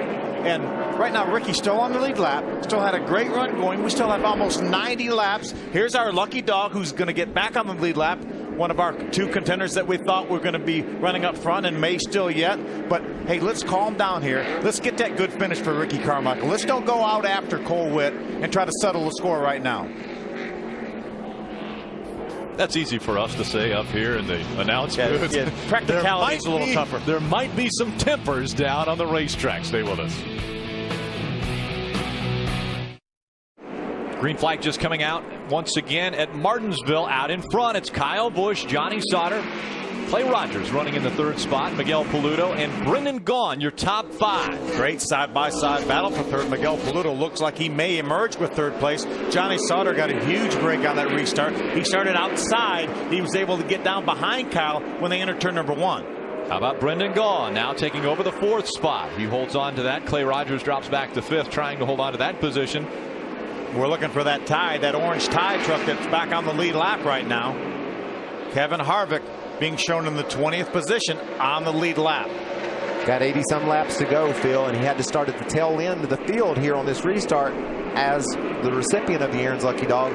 Next restart, though, he'll be up in the middle of the mix. Just doesn't look like he's still got that truck the way he wants it. You could see he couldn't make ground there around Craig Ghost, and Craig's truck's tore up. Ray. Yeah, Rick, what Michael's saying is true. It's not great yet for Kevin Harvick, but I did want to document that 2 pit stops ago, he came down and they put on some used tires for Wrights. They still have a set of sticker tires sitting in the pit area down here, as well as obviously Johnny Sauter still does, and on my end, Kyle Busch. So Kevin Harvick playing the strategy here, hoping to go up through the field a little bit here and then throw some stickers on that thing and see if he can do anything with it. I think right now what Kevin would like to see is let him get by some of these trucks that are on the lead lap and then catch another quick caution. Even if he doesn't come to pit road then, at least he can gain track position with the field. Hold your breath. Carmichael on the inside of Cole Witt, and not a fleck of paint was chipped on that pass. That's the way to do it. That's the way to do it. Well, the pass isn't over yet. That's a good point. Carmichael stays to the inside. Cole Witt trying to race him on the outside. And the reason for our most recent caution is because the 60 got into the 4 and turned him around. Those 2 were running up in the top 5 at the time. Man, there's some great stories in this race today. Those 2, Johanna Long is strong. Todd Bodine struggling. Darn, Miguel Paludo up in the 3rd spot. Brendan Gaughan couldn't get out of anybody's way early. Now he's in the top 5. And, of course, Kyle Busch leads. We've heard that story before. We have been surprised, though, at how bad Kevin Harvick has been today. Let's go to Hermie. Yeah, I want to talk about Ricky Carmichael after his contact with the 60 of Cole Witt on the racetrack. They're really trying to do a good job of keeping him calm inside of that truck. They're telling him this is his last set of tires. Take care of it. Pick your way through. And I've got to say, that wasn't completely Ricky Carmichael's fault. The spotter had said, you're clear, and then tried to unclear him, and it was too late for Ricky to get out of the way. And as it always happens on the racetrack, Krista, the 4 and the 60 are nose to tail again. Well, Hermie, remember, Cole Witt has never raced at this track as he's trying to make up some distance in the corner on Ricky Carmichael as we speak. He came on the radio and told his team, I thought Ricky closed the door on me. They said, now you got into the back of him. And he said, okay. And also, they are on their last set of tires, too, the 60. So Kyle Busch out in front of the field. Johnny Sauter running in the second position. Miguel Paludo up in the third spot.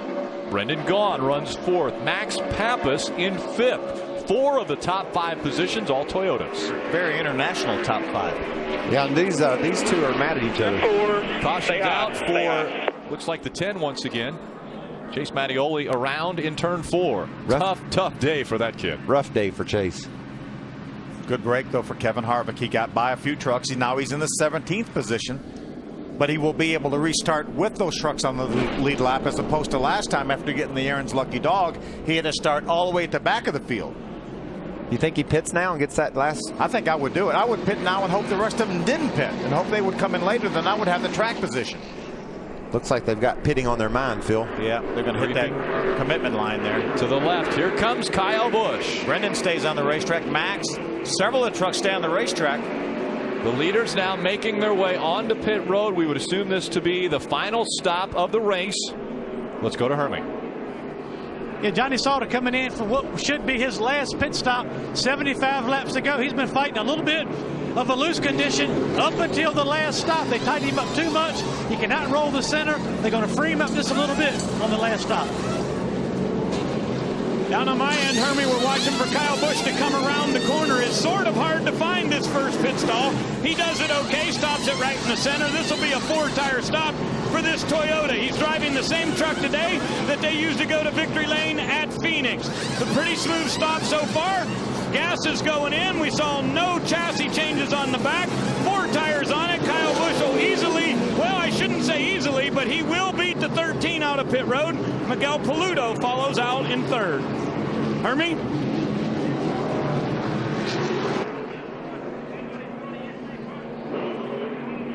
Kevin Harvick making his way off of pit road now. Putting that last set of stickers on, sticker tires. Final changes, final set of tires going on for our lead lap trucks. How will they handle them?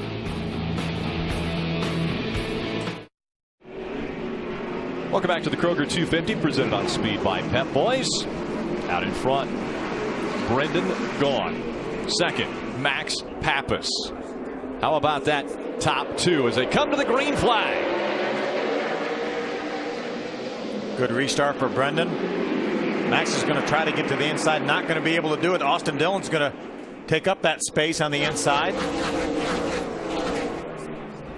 Brendan Gaughan still holding on to that top spot. Austin Dillon now makes the pass on Max Pappas, takes second away. Clay Rogers right now in the 4th spot, doing another great job here. Comes in here top 5 in points in Ricky Benton's Chevrolet.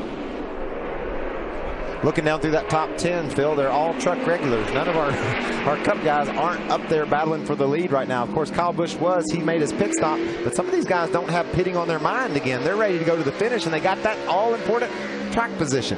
Ron Hornaday right there. That's his onboard camera on the outside of Cole Witt. See Cole there for a second. Here goes battle for the lead. Austin Dillon. Dillon looks to the inside. He's got the position.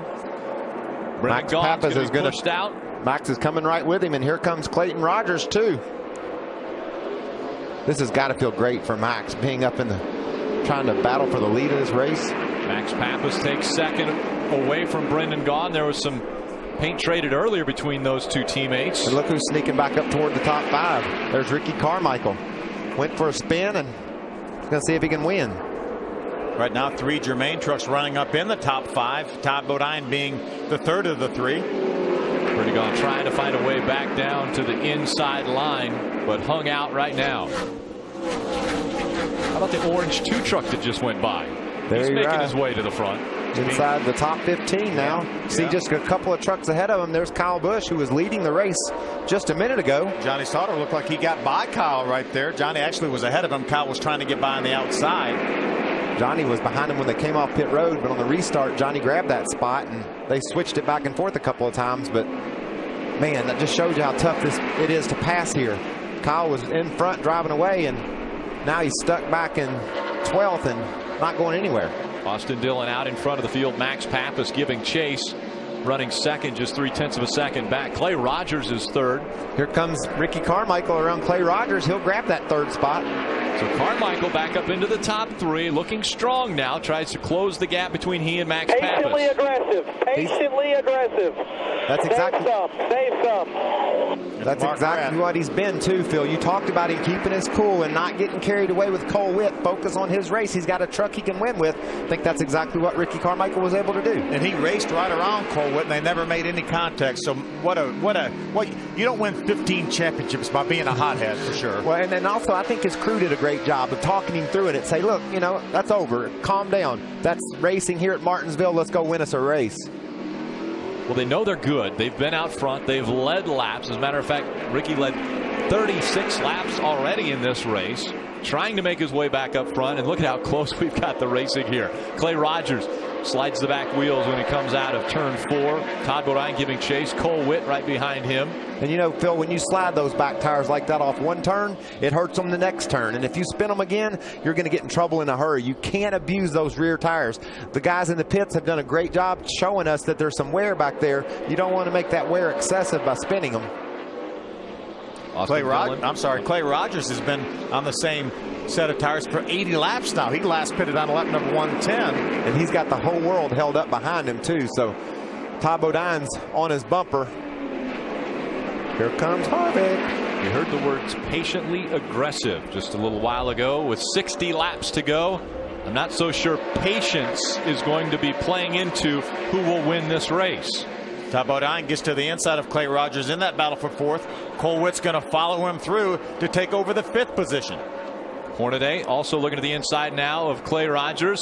Close there between Austin Dillon and Max was trying to get a nose down underneath Austin and ran into the curb. But that's just, Max has got to be just that, Phil. Patiently aggressive right now. He doesn't want to throw anything away because he's put himself in a position and he's got a fast truck. He ran down Austin.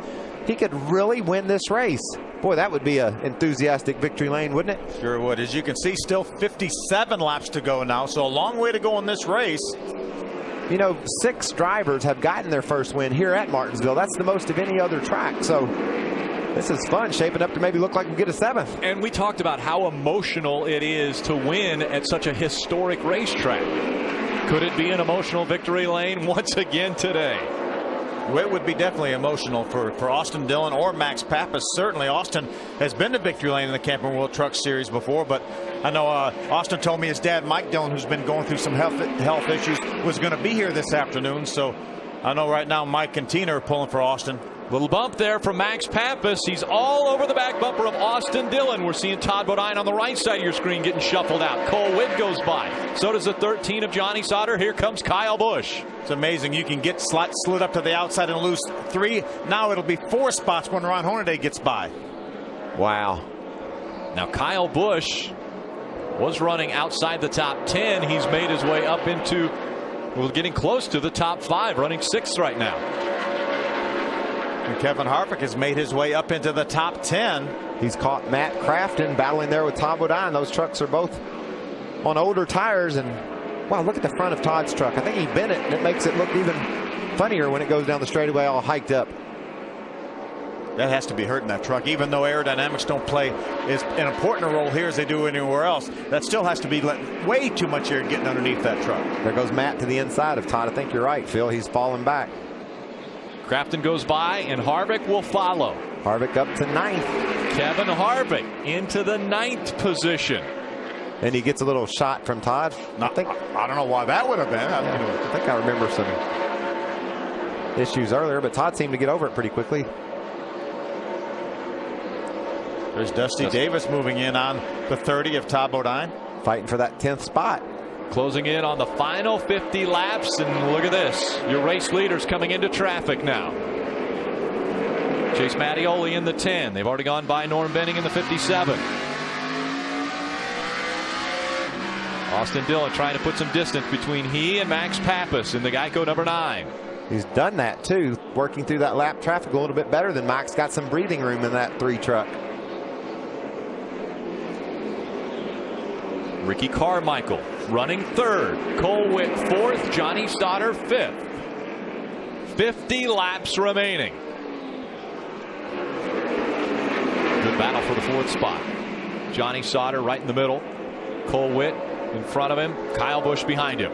Trying to use those lap trucks as a pick was Johnny Sauter, but it's not to be. You know, inside of 50 laps to go here, you never know how many cautions you're going to get in the last 50 laps. So at some point, pretty soon, I think people like Johnny Sauter, Kyle Busch, they will feel a bit of a sense of urgency that I need to make something happen here. You see, Johnny Sauter's going to make something happen right now. He gets into the left rear quarter of Cole Witt. Takes that position away from Cole Witt. So Sauter moves up to 4th, and we've got a spin on the track. Dusty Davis around in the 15. Got spun out. Dusty just on the outside of the top 10, trying to get that 10th spot away from Todd Bodine. Looks like some pretty good damage there to the left rear. Solid run for Dusty up in top 10 early, and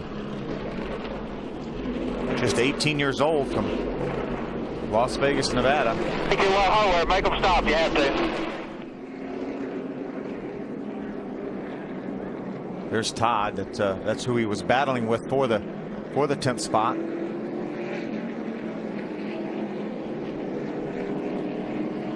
Let's see if we can see what happened. Todd's into the back of Dusty, but you know, you can't really, it's hard to tell what happened first. Yeah. Maybe Dusty moved Todd a little, or maybe not. Maybe just Todd got in there a little hot and got in the back of Dusty. They might have squeezed down, and Todd may have hit the curve and bounced out there. Here, we'll get another view right there. I think this will clear it up for us. Get them back. Keep coming low. Come low. Come low. Come low. Low. Low. Low. Get them both. Clear high. Looks like maybe Dusty moved Todd. Would you guess? Yeah, because Todd definitely moved him when they got down to the next corner. It's funny how that all works. Sometimes a guy can move you and you can get away with it. Sometimes you can't. Parker Kligerman's going to receive the Aaron's Lucky Dog. Get a lap back.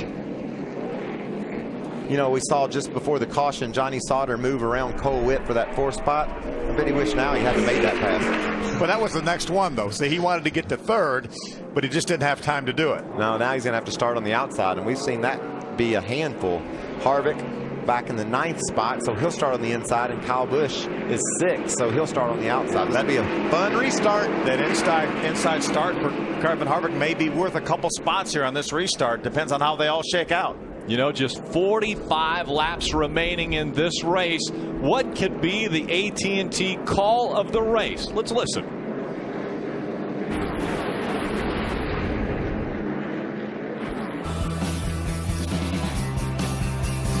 He's 2 laps down. That's going to lose any chance he has of ever getting back in this race. His truck's not fast. He will never get the lucky dog.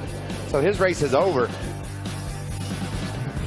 Well, that was Michael Waltrip earlier in this race on lap 44. Was that the AT&T call of the race? Is that going to be an accurate call? I think that was a little bit unfair, Mike. I think that's rude, is what that is. I don't. Wait a minute. How is that rude? You making the call of the race? I don't like videotape. Not only did he get a lucky dog, he got 2 of them. He is on the lead lap. He is on the lead lap. He is in the 9th position right now with 45 to go. And maybe more importantly, on the inside for this restart. People trying to figure out who's going to do what. Is that what's going on there? That's Bruce Cook. That's Kevin's crew chief on this Tide truck. You don't think he's going to win, do you, Phil? Kevin Harvick is in 9th, guys. I just want to let you know. If anybody can do it, it's Kevin. But these laps click by so fast here with only 40-some laps to go when we restart this race.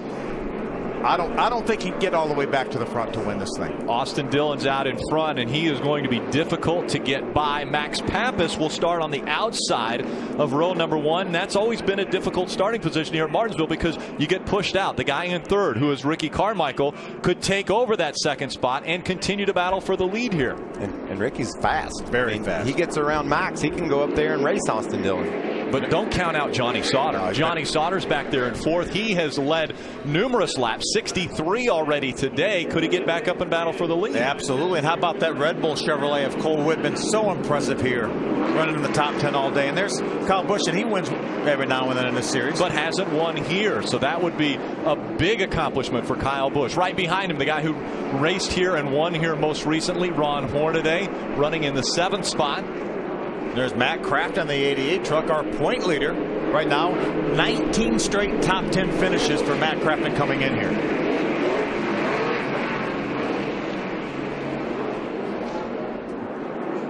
You know, the heart rate is up right now, Phil. This is a time, even for these veteran racers, right now, this is intense. Green flag back in the air. Can Austin Dillon hold off Max Pappas and Ricky Carmichael? Into turn number 1 they go, side by side. How about that move by Kyle Busch to get to the inside in front of Cole Witt? Kyle Busch into the 5th spot. Austin Dillon holds on to the lead. Here comes Carmichael to the inside of the 9 of Max Pappas. How about Kyle on the inside of Johnny Sauter? And very, very important pass. We know how good that 13 truck of Johnny Sauter is. He's going to back off just so he can get to the bottom of the racetrack. Here comes Kyle Busch battling for the 3rd spot now. Max sure did hang out there awful well. That's an awful strong truck he's got there, but that outside groove is not gonna work for him. If he's Johnny Sauter is going to get by him as well. If he doesn't get in now, I'm not sure when he's going to be able to get in. Cole Witt's got Ron Hornaday diving on the inside of him. This might be the door opening that Pappas needs to get back to the bottom. How about Kevin Harvick? Also to the inside of Cole Witt, trying to take that spot away. Here comes Hornaday. That little contact there between the 33 and the 9. Yeah, that blocking thing doesn't work that well with somebody like Ron Hornaday.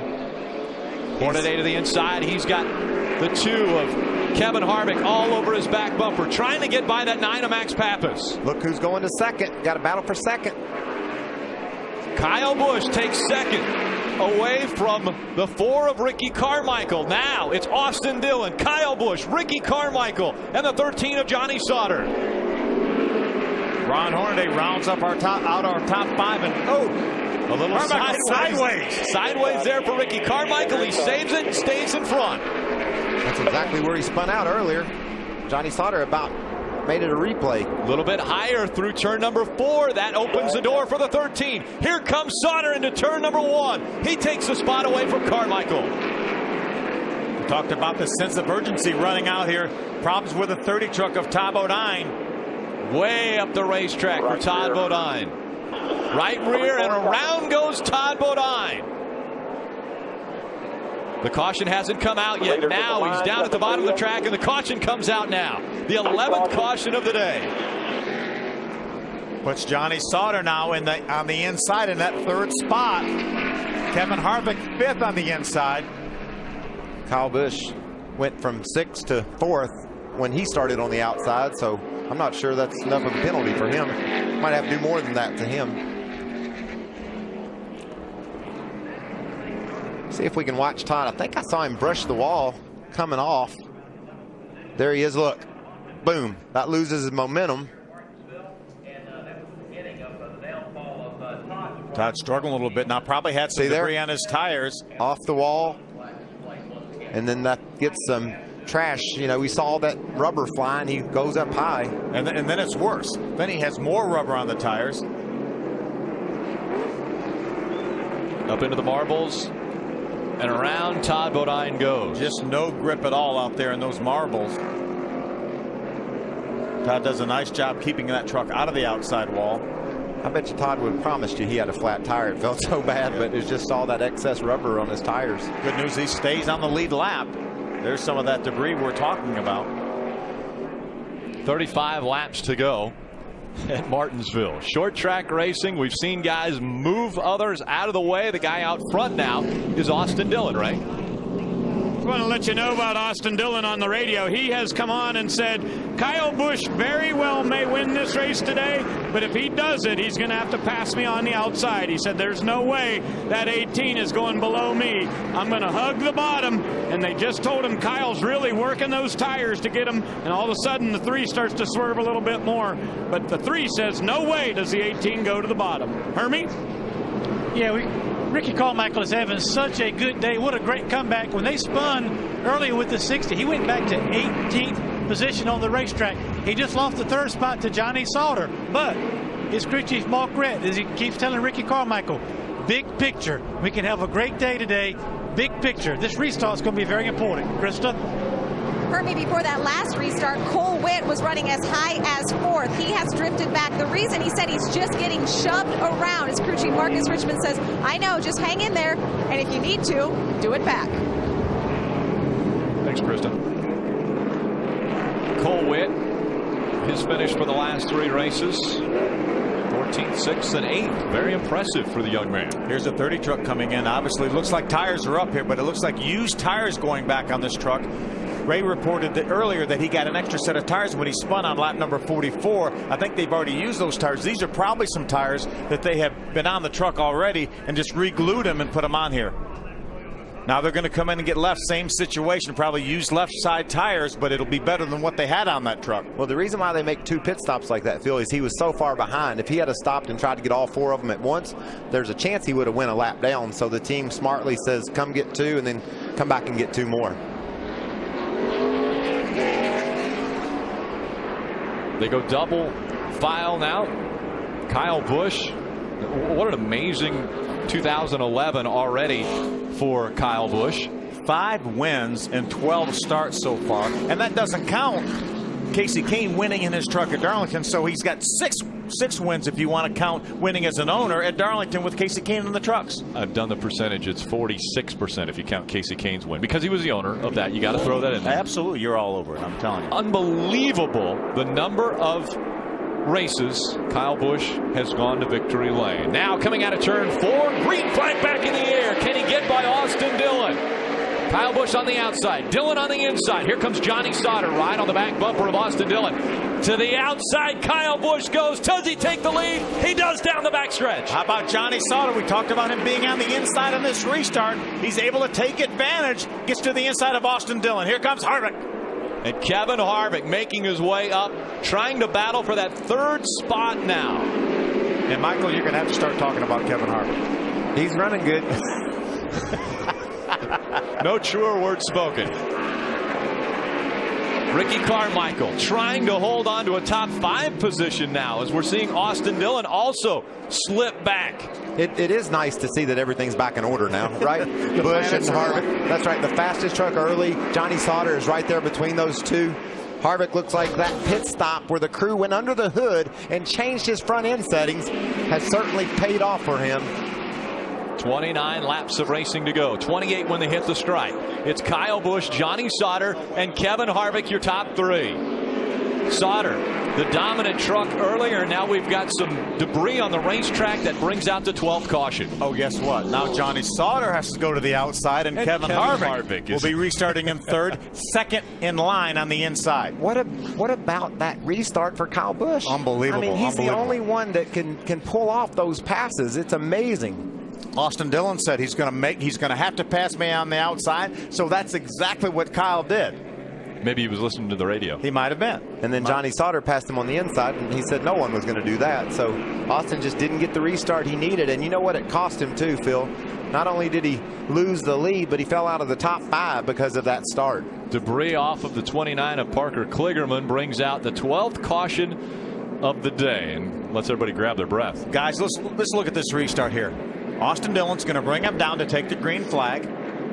Green is up. See Kyle on the outside. Kyle gets a great start. He's just about even with Austin Dillon. He's going to drive it hard down in turn number 1. And guess what? That thing sticks. Austin slides a little bit in the center of the corner. Kyle has the momentum from the outside, and Johnny Sauter able to take advantage and get to the inside. You think that crew telling Austin Dillon that Kyle Busch was working his tires much harder than Austin was? Maybe that paid off for Kyle. Maybe he worked his tires through that whole caution flag, and when they got ready to go, he was ready. Austin wasn't quite doing it as aggressively, and he didn't get the start that Kyle got. And how much experience does he have at this racetrack? With the 2 cup races, the 2 truck races, and all the practice, he will probably run close to 2,000 laps a year here at this racetrack. And when you are as talented as Kyle Busch is, every lap that you run, you learn something. He ran this race. He didn't have the truck the way he wanted it early in the going. He's smart enough to give the crew the feedback they need to hear in order to adjust it to get it like he wants it. Same thing with Harvick. We heard him confess early, we're junk, guys, we're in trouble. They came in, worked on that truck with some guidance from Kevin, I'm sure, and now he's riding in the 3rd spot. And Ricky, you mentioned it, never won here in any one of those divisions. Obviously only 1 or 2 times has he been here in a nationwide car. There are so few racetracks where Kyle Busch hasn't been to victory lane, but this is one. Ray Dunlap. Well, let's hear from his crew chief. A racetrack Kyle hasn't won at, but I know we talked earlier and you said your big concern was the 13. What do you got to do to hold him off?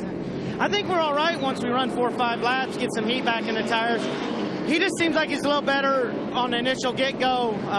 Just got to get a good restart. Stay out of all the marbles up top. They haven't done a very good job getting the racetrack cleaned up.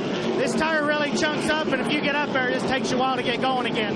All right, that's Eric Phillips. He's got his driver out front. Should be a fun restart, Hermie. See him working those tires, Hermie. Catch up with Joe Shear, crew chief. Restart, you got the outside this time. Can Johnny get the pass? Kyle Busch made a pass on the outside last restart. Yeah, that was against older tires, so I don't know. Kyle's pretty good, we're pretty good, and the two's pretty good. Honestly, we're just trying to survive. There you go. All about survival right there at Martinsville. Aaron's lucky dog goes to the 5 of Travis Kvapil. He gets a lap back and will be in the 23rd position.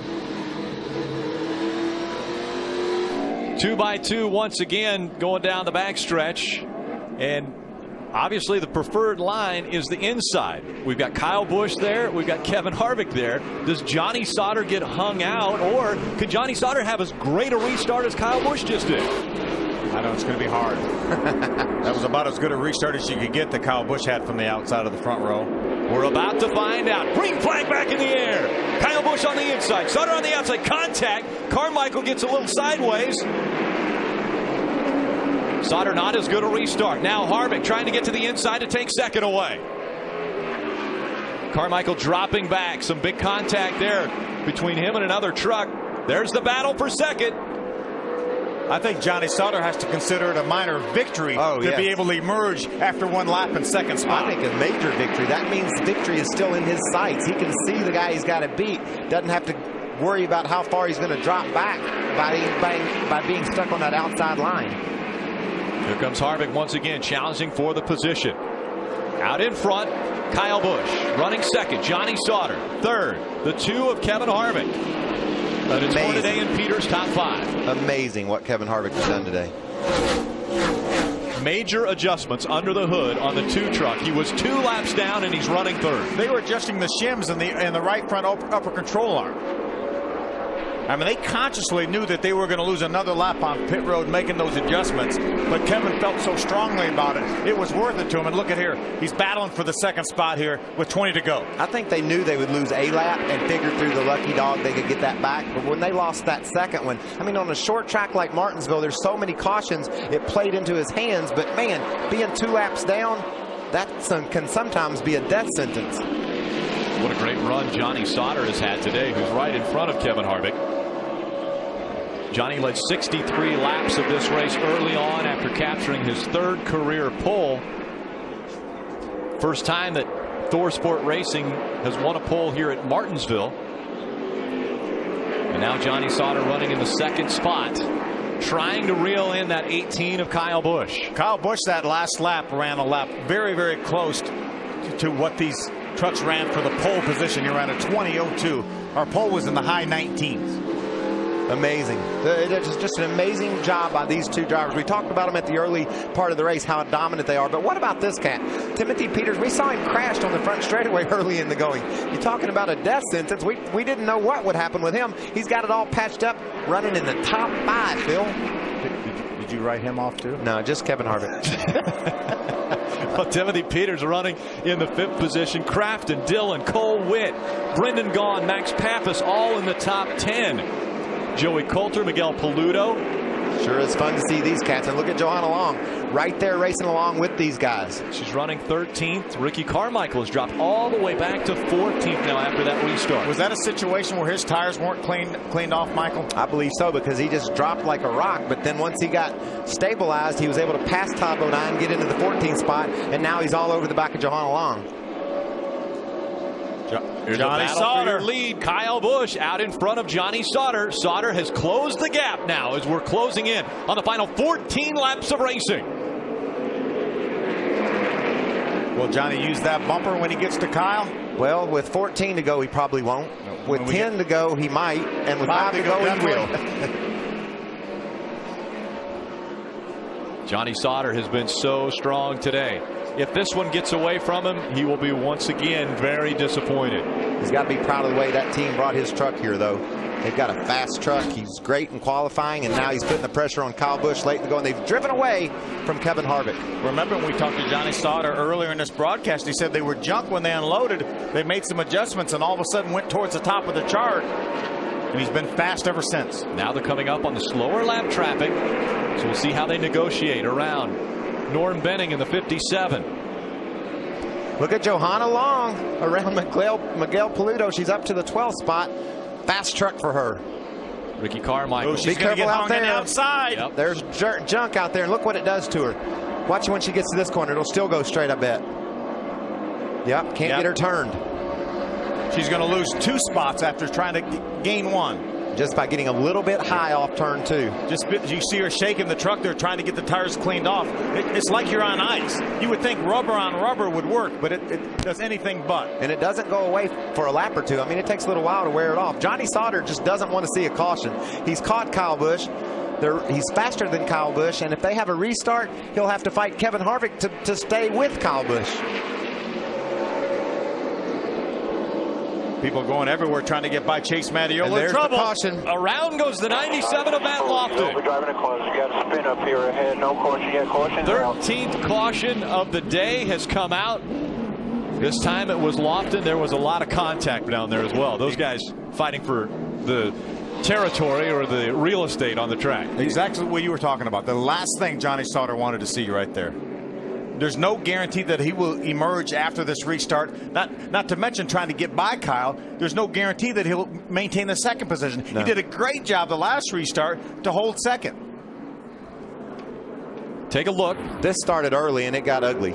Check it out. 3 wide. Chase Mattioli gets split. The 32 truck of Brad Sweet, he has no way of making this corner, so he just uses Miguel Paludo to make it, and Shane Sieg spins out Matt Lofton. I'll be darned. There's a lot of people there. Shane, look at Shane Sieg coming in here on the bottom. Yeah. There was no way he was making that turn. Well, he was just following Brad Sweet, and there wasn't no way he was going to make it either. So he said, if Brad can make it, I'm going to. Neither one of them would have made it if they didn't have someone to bounce off of. Those 8 tires are better than 4 thing. Look, he had to go past Mattioli over the curb in order to get to the 97 truck and wreck him. And that's after Brad Sweet missed the corner and took out Miguel Paludo up to the outside wall. Watch this in a hurry. Things happen in a hurry. That escalated quickly. That had an ominous look when they came by the start-finish line, all spread out all over the racetrack. Herbie. Hey, guys, we've been talking about Ricky Carmichael pretty much all day long, running in the top 5. Well, on that last restart, he got shoved up the racetrack. You can see it right here. He gets on, takes the green flag, goes down in turn 1, and just watch what happens right here. Gets in, gets a little bit of help, gets knocked up the racetrack. Got into that loose stuff that Michael and Phil and everybody's been talking about. Lost 12 spots in total on that restart. Now he's trying to make it back up and somehow get back in the top 10 before this race is over. Tough break for Ricky Carmichael. You know, as Hermie was talking about, part of that was brought on by Ricky not getting a very good restart. When he got in the throttle, he'd lost several truck lengths before they got down to turn number 1. This is going to be big, guys. Krista. Kevin Harvick, with less than 20 laps to go, came on the radio and said, my right front is starting to go. Before this caution came out, he said, guys, it's almost gone. But then, under caution, he also came on the radio to say, it ain't over yet. Yeah, it's not over yet. His day's not over. You knew that early on. You say that so confidently. We're going to add one more lap of caution here before we go back to green. Making sure everyone's in line 2 by 2. Kyle Busch, Johnny Sauter. Kevin Harvick on the inside of row 2. Ron Hornaday on the outside. Look at those 2 on the front row, shaking those tires as hard as they can, doing everything they possibly can to make sure they get the best restart possible. Running into each other even. Krista. Yeah, the part I left out was actually when Kevin said, tell Michael that it ain't over yet. I don't think I'm going to come around tomorrow. You think Johnny Sauter right now is thinking, how am I going to beat Kyle Busch on this restart? Or is he thinking, how am I going to get in second on this restart? Well, he knows that if Harvick gets a nose on him, his race is over. If Harvick's able to get past him, his race is over for the chance to win. So this is huge. I talked about heart rates being up. His is especially up right now. Here we go. Final 4 laps from Martinsville. Green flag back in the air. A great restart for Kyle Busch in the 18. Johnny Sauter is going to try to move down. He's got Kevin Harvick behind him. Those 3 stay the same. A great restart for Johnny Sauter to maintain second. I'm not so sure Harvick didn't let him in for some reason. I think he might have as well. I think he knows he can't win the race, and he thought, well, maybe Johnny can go get him. Or wreck him. Maybe I'll finish first that way. And now Kevin's going to let Ron Hornaday go by on the outside, his teammate. Final 3 laps. We're also hearing there is some rain in the area. Look at Johnny Sauter charge that turn. See Hornaday closing in as well. 2 laps remaining. Just over a mile from Martinsville. Ooh, Kyle Busch wiggled a little bit when he got on the brakes real hard. Here comes Sauter. There's that bumper. Side by side down the backstretch. Here comes Sauter. He's got the preferred line as they go to 3. Outside, still up there, outside, still there. Door to door as they come out of turn number 4. White flag in the air. 1 to go from Martinsville. Clearing. Johnny Sauter has the lead. Kyle Busch running second. Hornaday is third. Harvick is fourth. Down the backstretch. The final 2 turns. Into 3. Will Kyle Busch pay him back? No. How about Hornaday? Coming out of 4. Johnny Sauter wins in Martinsville. Finally beat this place. What a nice job. And Johnny will be a father for the 2nd time Monday. Oh, man. What a weekend. We did it. How about that? 3rd career win for Johnny Sauter. After starting on the pole. Can I burn it down? Can I burn it down? Do what you got to do, buddy. It's got 2 on it. They're talking about the motor. It's got 2s already on it, so do what you got to do. I love you, man. Guys, I love you. What a great job he did in that restart to maintain second. And I'm like you, Michael. I'm not sure Kevin didn't let him in. You see that we're not worthy? We're not worthy. That was the very impressive sign. Look at his crew standing on the wall. That's awesome. What a great finish. This race had it all, guys. It did. And guess who finished in the top 5? Kevin Harvick. What a run by Johnny Sauter.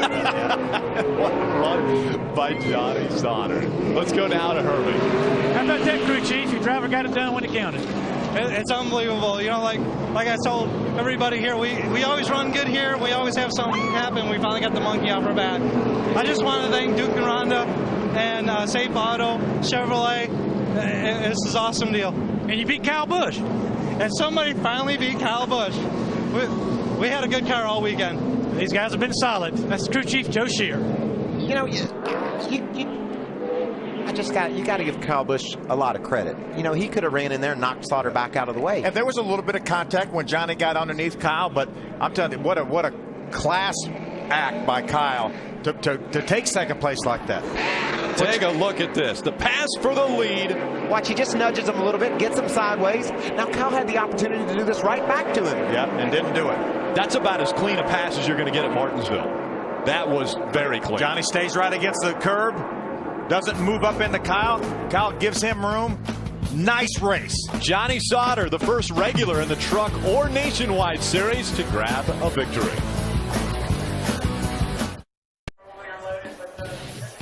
The NASCAR Camping World Truck Series is presented on speed by Pep Boys. Pep Boys does everything for less. Call 1-800-PEP-BOYS. Brought to you in part by The Rally, powered by Camping World and Dish Network. The Rally is the largest RV event in America. Visit www.therally.com for more information. And by Little Debbie Snacks. When you share the fresh tasting goodness of a Little Debbie snack, you share a smile. Head to victory lane. Hermie Sadler's down there with our winner. Well, here he is, Johnny Sauter climbing out.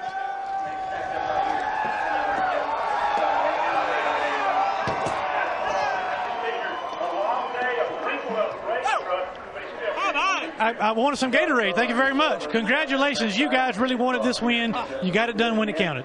Man, how about this Safe Auto Curb Record Chevrolet? I just want to thank God. Obviously, this is a big weekend for me. I got a baby being born on Monday. Say hi to my wife and baby Penn at home. Love them. Thank Duke, Ron Thorson. This is, how about this Chevy Silverado? The only thing it was missing today was leather interior. Well, look, we're looking at the past right now on TV. Tell us about that last lap getting by Kyle Busch. I think Kyle got in the corner and got loose. And, he tried to, he got loose, swung the back around, and tried to come back down, and I was there, and I made contact with him. And it's pretty cool when you can beat Kyle Busch. So, Joe Shear, all the guys at ThorSport, everybody, this is just a huge win. I can't believe I finally did this. This place has been so rough on me. We've always been fast, but thanks Safe Auto, Curb Records, Chevrolet, Goodyear tires. I love this tire. I mean, that's the way racing's supposed to be. Tires fall off, and you get to bump and grind a little bit, but just blessed. Thanks, Duke. Thank Rhonda. Awesome win. And you got a baby coming pretty soon as well. That's a nice little pre-baby present for you. Yeah, everybody told me when I had babies I was going to start to slow down, but if anything, we've gotten better. So I got a 15-month-old boy at home, and we're expecting a little girl Monday morning at 7 a.m. So just proud of my wife, proud of everybody. What an awesome race, man. That's the way you want to win them. And the first thing he said when he got out of the truck, is that my clock? Yes, it is. Hey, Jeremy, I think the pass that Johnny Sauter made on the number 18 was pretty impressive, but maybe not as impressive as the drive you had today. You ever had to work that hard to get back to the front? Not really. I just want to thank everybody on this Tide Chevrolet team. They did a good job of just salvaging what we had to do to just make the tire survive. We had to stop and put a camber shim in there. It was just a terrible tire. There's no rubber on the racetrack. Who knows what tomorrow is going to bring. It's just going to be about survival. But those are the days that you got to do to have championship teams. And with the 2 and the 33, doing what they had to do to survive was impressive, even though we want to win. And this has been one of our best racetracks. Today just wasn't our day, but we salvaged 2 top 5s out of it. Did you learn anything today, Kevin, that can help you get a victory tomorrow here at Martinsville? Well, I think, we just got to have plenty of tires mounted up. The tire guy's going to be busy tomorrow. So we'll deal with it, and we'll see what happens. Okay, KHI gets a 3rd and a 4th place finish, and we want to hear from the guy who ended up losing to Johnny Sauter. He's standing by with Krista. Well, it's pretty hard to be upset when you finish top 5, but at this track, never winning here and coming so close, Kyle, I would imagine that's just what you are, upset. Well, we had a shot, and we gave it away. It's unfortunate. I just hate it. But, we had a really good truck. Just there, that last restart, I couldn't turn. The front tires were just beat off it. So we were really good there before that. If we didn't have that last caution come out, we probably would have been all right. We were racing through traffic and stuff and just trying to get through there. And he was catching us, but still felt like we had the truck to beat today. Johnny was really good, but I don't know. I hate losing at Martinsville. I'd like to win one here eventually someday. As a race fan, though, those last few laps, I know for us to watch it was fun. That's what Martinsville and these if you weren't a truck fan before that, you'd have to be now. Well, I'm not a fan of it, but, the fans should be excited about it. I mean, it was a good race all day, and, this place with the tires and the restarts and the outside lane being marbly and everything was real tricky. And so, like I said, Johnny just beat us. I just couldn't get the truck to turn in the center of the corner, and, couldn't keep my speed. Thanks, Kyle. Let's take a look at the Ford point standings. For the first time in his career, Johnny Sauter leads the points. Yeah, as you mentioned, the first regular to win here in the Truck Series. And I'll tell you, Johnny Sauter was awfully strong all last year, had a great season. We got to look at him as one of the guys that's going to be tough to beat for this championship, Michael. Certainly his teammate right there with him, so obviously that ThorSports team's got their stuff together. I'm sure Jack Sprague is watching at home, and he wants to know about his record that he holds as far as top 10 finishes. Jack Sprague has gone 24 races in a row. Matt Crafton was 19 coming into this race. He finished 11th today, so just outside of that top 10. Johnny Sauter, though, is all smiles, celebrating win number 3 of his career, and it comes at Martinsville Speedway.